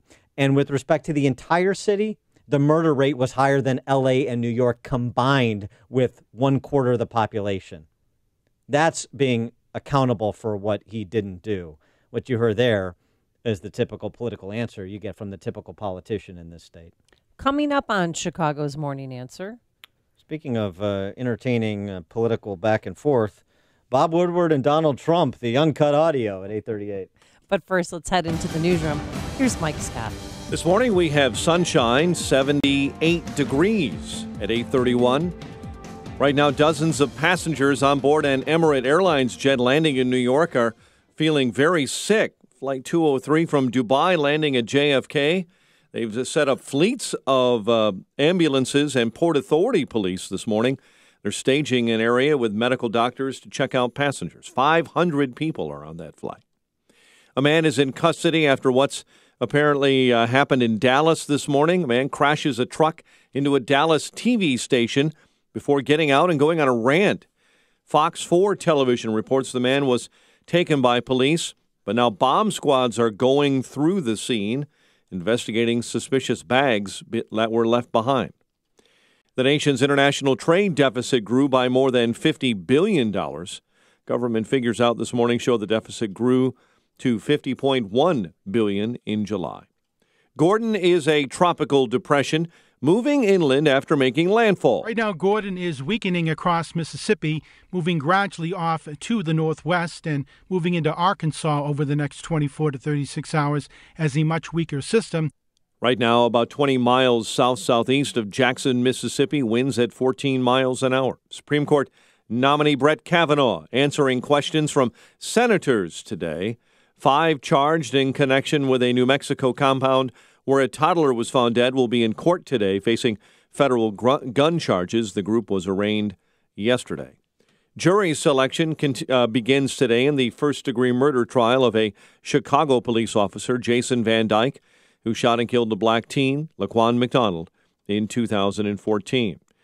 As we've been talking about with you this morning here on AM 560, Mayor Rahm Emanuel will not be running for re-election next year. That may open the door from others who are currently not in the race. There are 12 challengers already on board, but others like Tony Preckwinkle, the Progressive Cook County Board President, is now showing interest in a mayoral run. Chicago sports last night found the Brewers clobbering the Cubs 11-1 at Miller Park. Tigers 8-3 winners over the White Sox. The news service of Mothers Against Drunk Driving. For victims of drunk and drug driving, their grief is unique, but you are not alone. MADD is here to help. Call their 24-hour victim helpline, 877-MADD-HELP, MADD.org, MADD.org. 8:33 and a check of traffic and weather on the way next on AM 560. Remember this promise from Barack Obama? And if you already have health care, then we're going to reduce costs an average of $2,500 per family on premiums. The truth is, premiums in the individual under 65 market have more than doubled since the ACA exchanges opened in 2014, especially for the millions of Americans who do not qualify for subsidies. If you're healthy and do not need coverage for pre-existing conditions, premiums are much lower in the non-ACA health insurance market. These policies will keep you consistently insured all year long, and they include a nationwide PPO. And there's no one better to help you navigate the Obamacare maze than C. Stephen Tucker. He's a 20-year licensed broker who I know and trust, who's been educating listeners for more than 6 years. Steve, how can our listeners get in touch with you? Thanks, Dan. They can visit healthinsurancementors.com. That's healthinsurancementors.com. Or call me directly at 630-674-1551. That's 630-674-1551. Earnings vary based on your effort. Message and data rates may apply. Do you want to learn how to make money flipping houses right here in Chicago? If so, we have an amazing opportunity for you. We're looking for a small group of motivated individuals to join our real estate investing team. You'll learn our simple 3-step system for flipping homes right here in the local area. This is Than Merrill, star of A&E's hit TV show Flip This House. My team and I are looking for a handful of people in the Chicago area who want to learn how to make money flipping houses in your spare time using other people's money. Chicago is a perfect market for my system, and next week I'm holding a free 2-hour educational workshop where you will learn how to make money flipping homes and how to build long-term wealth with income properties. To get 2 free tickets to Than's workshop, text your 5-digit zip code to 82,000. Seating is extremely limited, so text your 5-digit zip code to 82,000. Text in the next 10 minutes, and you'll also reserve a free copy of Than's Money for Deals guide. Just text your zip code to 82,000. Risk mitigation is an important consideration that smart companies pay attention to in today's complicated business climate. Some of the greatest risks occur when your company hires new employees or when you execute new business financial relationships. When your company hires, leases, or conducts financial transactions, decisions are critical. That's why veteran-owned and operated Global Verification Network is a company you should know. Startups to Fortune 100s trust Global Verification Network, and so should you. They're a background screening and investigative services company dedicated to expert, timely, and affordable background screening services for employment, tenant screening, and business due diligence. Global Verification Network is headquartered in Chicagoland, a federally recognized veteran-owned small business, and never offshores data like many competitors. To request your company's risk analysis without obligation or cost, visit mygvn.com or call 877-695-1179 or online at mygvn.com. Global Verification Network, the risk mitigation experts, 877-695-1179. 8:36. Let's get an update on the roads now in the Alarm Detection Systems Traffic Center with Jim Talamonte. Inbound Kennedy is jammed solid. Harlem to the Burnt Circle, it is an hour and 36-minute drive. O'Hare to downtown, 58 minutes from Montrose, 51 on the Express. Outbound 52 minutes to O'Hare. Eden's 25 minutes, Lake Cook Junction, outbound 35. Got Eisenhower, delays start at York. Hour and 15 minutes, 390 to downtown. 50 minutes from Manheim, outbound 49 minutes, 390. Stevenson, an hour and 28 minutes, 355 to Lakeshore Drive, outbound 43 minutes. Ride 40 minutes, 95th to downtown. Southbound Lakeshore Drive is a mess, Montrose to North Avenue, northbound from the Stevenson to Monroe. Southbound Tri-State's low 132 to Bradley. Northbound 111th, the Hinsdale Oasis on Roosevelt Road to Lawrence. I'm Jim Talamonte from the Alarm Detection Systems Traffic Center on AM 560 The Answer. Chicago's Morning Answer continues next. Your official Chicagoland weather forecast from the 1-hour heating and air conditioning weather center. Warm and humid, clouds and sunshine. We'll have an afternoon shower or thunderstorm developing later in the day, high 85. Currently 79. Next news coming up at 9, and Chicago's Morning Answer with Dan and Amy continues next on AM 560, The Answer. This hourly segment is brought to you by Financial Planning with Jack Taboda, your 401k specialist, whose goal is to protect, preserve, and grow your wealth. Saturday mornings at 7. If you're looking for the latest news, insight into what it means, and the sharpest opinion, there's only one station in Chicago where you can turn, and it's this one. We're AM 560, The Answer. Dan and Amy, Tiny Dancer is out, but hey, he's going to make these last 7 months memorable.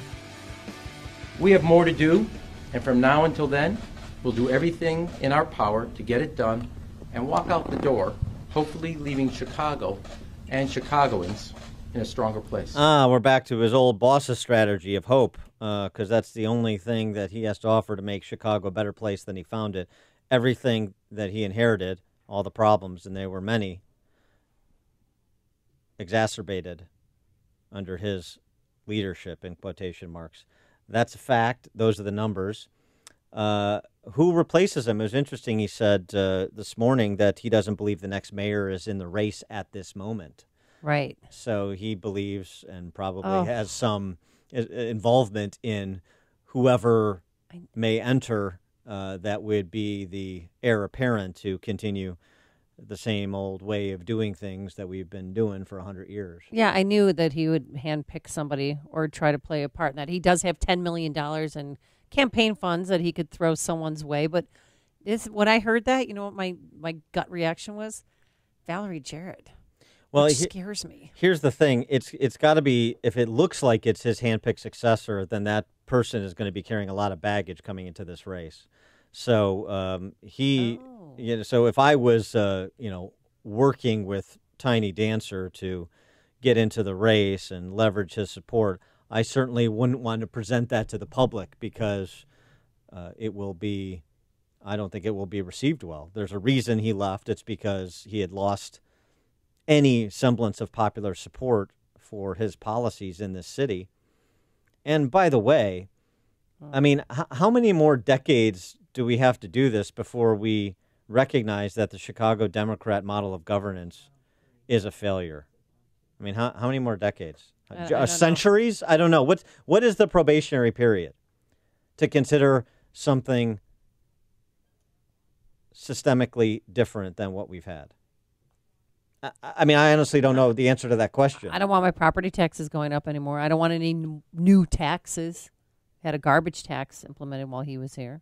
I mean, right. I'm talking about those are things on the margins. The system, all of the systems, the city's finances, the overall tax burden, the environment in terms of economic opportunity outside of a few wards. Obviously, safety. The schools. The real estate market. Shall I continue? Steve in Hinsdale, you're on Chicago's Morning Answer.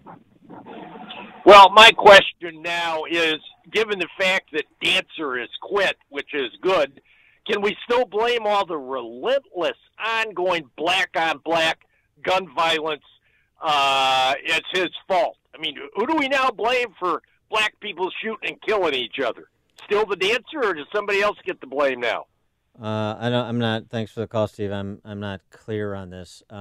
People who commit violent acts against other people are responsible, but we pay taxes and we set up governments to police human interaction to make sure that when people violate the rights of another, they're arrested and then they're prosecuted. So, I mean, I don't think it's funny to pretend that abdicating that responsibility, as Tiny Dancer did for the last 7.5 years, and piling up 5,000 dead and 20,000 shot is something you just wave off and pretend we're scapegoating him. We're not. 5,000. You want a big job? Big accountability. If you don't want the big accountability, don't run for the big job. Well, I don't want to hear this. Was a sacrifice. The sacrifices he made. Yeah, you wanted the job. You took the job. Stop whining. Totally. I mean, sacrifices. It just reminded me of Colin Kaepernick. Holly and Hudson, you're on Chicago's Morning Answer. Hey, good morning. I want to help Rahm out. He cannot figure out how somebody can't walk 100 feet off a basketball court and somewhere in that 100 feet have their conscience changed. Well, guess what? When you marginalize character, when you blur the lines from right and wrong, when you denigrate the role of authority in a child's life, they don't have the tools that Rahm is expecting them to have and that Rahm's kids have to use. And he needs to wake up, as does everyone else in this society and in Chicago, and see that they are just reaping what they sow. Thanks for the call, Holly. Well, what could Chicago be? We have this opportunity for a new day. Maybe the answer of what it could be, rather than just sort of cynically or optimistically predicting what it will be, particularly cynically, but what it could be. Maybe that conversation starts with defining what Chicago values are. It was a phrase that Tiny Dancer liked to throw around a lot, usually for political purposes, to pander to the identity politics set or to attack a business like Chick-fil-A. What my friend said yesterday, she lives in Lincoln Park, she said, I just want to live in a world where I feel safe walking down the street. And I haven't felt safe in 2 years. So maybe that's because all the police officers are going, she's like, I haven't seen a cop. I took a picture when I saw 2 police officers walk down my street. I mean, for the first time in 7 years. The city is beset by so many problems that are sort of DEFCON 5 in nature. That I wonder if maybe the conversation and the challenge to all the candidates should be one of first principles. Kind of establish your vision for the city based on the principles that will inform your decisions and your policy choices.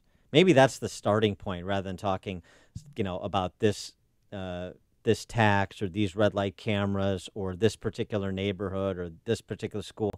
I mean, it's going to require big ideas and paradigm shift to change the future of the city and the crumbling civic institutions that punctuate it, isn't it?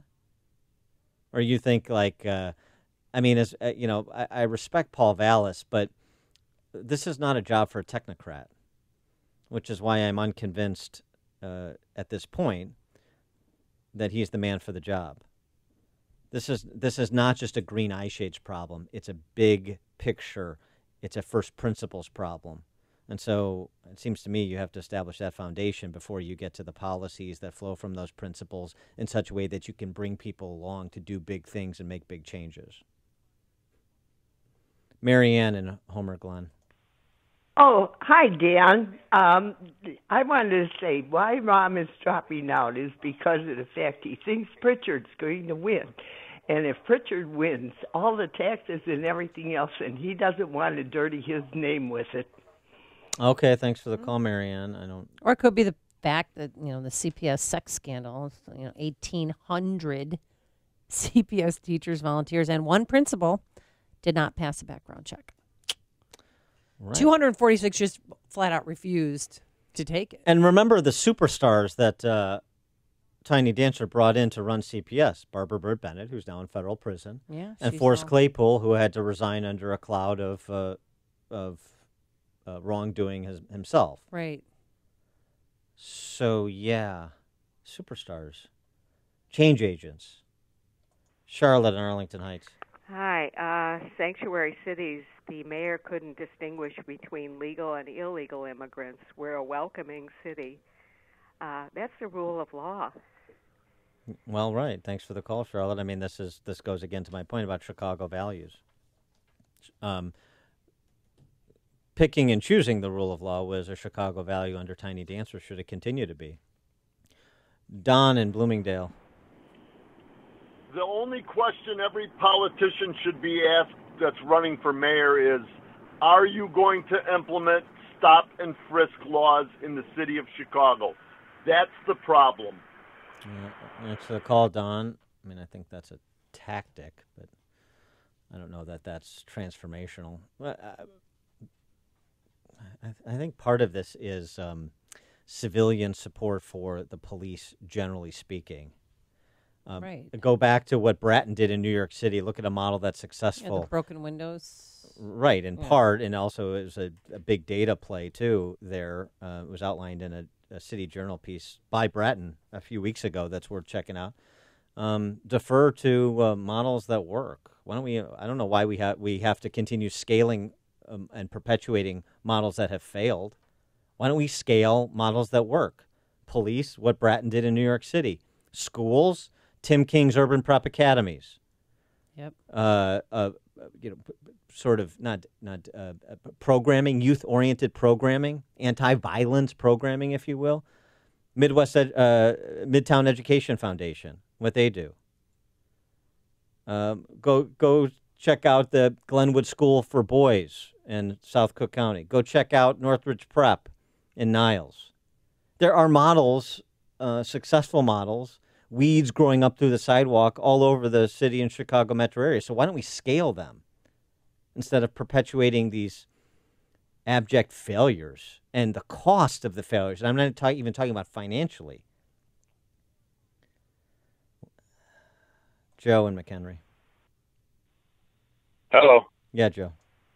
Yeah, Dan, listen, the justice system and our system got to be straightened out. We got to untie the police hands and let them arrest these criminals, put them in the courts and whatever. But if they keep letting them out, it's not going to solve the problem for the crimes. Thanks for the call, Joe. Right, that's the prosecution, the judges, state's attorneys and judges. That's part of the conversation, no question. Steve and Niles. Yeah, did any of the mayors ever mention their own values on the city? Okay, thanks for the call, Steve. I mean, Rahm talked a lot about Chicago values, and it was usually to describe what they're not. Chick-fil-A, not Chicago values. Shooting each other, not Chicago values. Well, I certainly agree with that on the second point, but you're right. It's always speaking in the negative. It's a weird way to talk about yourself, isn't it? Or talk about, do you talk about that way? Talk that way about, like, when somebody asks you, what does your kid do? He's not a drug dealer. Well. Talk about your kid in the negative? Did you talk about what you do in the negative? What do you do for a living? I'm not a criminal. No, you say what you do. Say what your interests are. So, yes, some promotion of first principles, of values, if you will, in the positive in terms of what informs, not what doesn't inform. Bill on the north side. Yeah, I just want to have everybody keep an eye on the police department, fire department. The meritorious promotions are going to start popping. All his buddies are going to get promoted so they get bigger pensions. Same with these garbage department, water department. All these people are going to start getting bumped up that helped him over these, because now he doesn't have to worry about it. He's gone. Yeah. So he's going to say his goodbye by doing that to thank them with our money. Spending our tax dollars. Well, thanks for the call, Bill. Well, remember, you still got this $10 billion borrowing scheme on the table to try and stave off the capsizing of the police and fire pension funds, which are $30 billion underfunded. And they're circling the drain. That'll be another challenge for the next mayor, something that they should be asked about on the trail now. Sean in Elmwood Park. Prof, it's the perfect pump and dump. You're looking at this all wrong, baby. Yeah. In order to cash out, you got to get out. Now the chickens are coming home to roost, and you're going to get Jelly Belly Pritzker in there. You're going to get it, and what do you think's going to happen when it's the timing is impeccable. He's like the Wolf of Wall Street. You pumped it up. You got all your contracts in place. All the tax benefits have been cut. All the board memberships are lined up. It's the perfect exit. Nothing is what it looks like in the picture. It's what's behind the scenes. It is, I'm envious. The diabolical nature of the perfect pump and dump. Now, you mentioned about First of all, this is not clever. This is not a Machiavellian foray. This is obvious. Well, it is if you're getting checks every month. Yeah, here's how it actually is going down, and it's obvious. So it's largely what you say. He lost popular support. He can't win. So now he goes out with a parachute he always had, which is to leverage his relationships with the Chicago financier class and his relationships in financial services around the globe to go make a boatload of money. Yeah, I know. That's no surprise. And you avoid the Pritzker years. Pan out 2 years from now. You think things are bad now. You ain't seen nothing yet. You better get your Mad Max costume out when Pritzker gets in. And as far as you, Amy, you don't want new taxes? No. You don't want new taxes, Amy? You better leave. Don't even bother selling. Abandon the house. You'll be better off. All right, John. If you're talking about it, Dan and Amy are talking about it. It's Chicago's Morning Answer on AM 560. The Answer. Hey, join the Heartland Institute and me on Friday, October 26th for the 34th anniversary benefit dinner at the Cotillion in Palatine. I will be your MC, and the featured speaker will be Judge Andrew Napolitano from the Fox News Channel. Judge Napolitano is nationally known for watching and reporting on the government, and his no-holds-barred, hard-hitting commentary on government overreach and the abuse of our rights. Register today to reserve your VIP tickets or a whole table and meet Judge Napolitano. His important and unforgettable speech will be on the Constitution and human freedom. Also be there to help celebrate the lives of two people who have dedicated their lives to advancing liberty. Heartland Liberty Prize winners Joe Bast, the co-founder and former president of the Heartland Institute, and his wife Diane. Don't be held in contempt. Join the Heartland Institute and me, Judge Napolitano, on Friday, October 26th at the Cotillion in Palatine. For tickets or information, call 312-377-4000 or visit heartland.org. That's 312-377-4000 or heartland.org. I'll see you there. My name is Lauren Sullivan, and I was diagnosed with multiple sclerosis 9 years ago, and I was severely disabled. And about 6 years ago, my mother had found Balance of Nature, so we decided to give it a try because at that point, nothing was helping. I was skeptical at first, but over time I realized I had more energy levels. I was sleeping better, which was huge, and my hair looked better, my skin looked better, my nails looked better, and then I was able to weed off some of those medications. And I know, had I not found Balance of Nature, I would not be living the quality of life that I am now.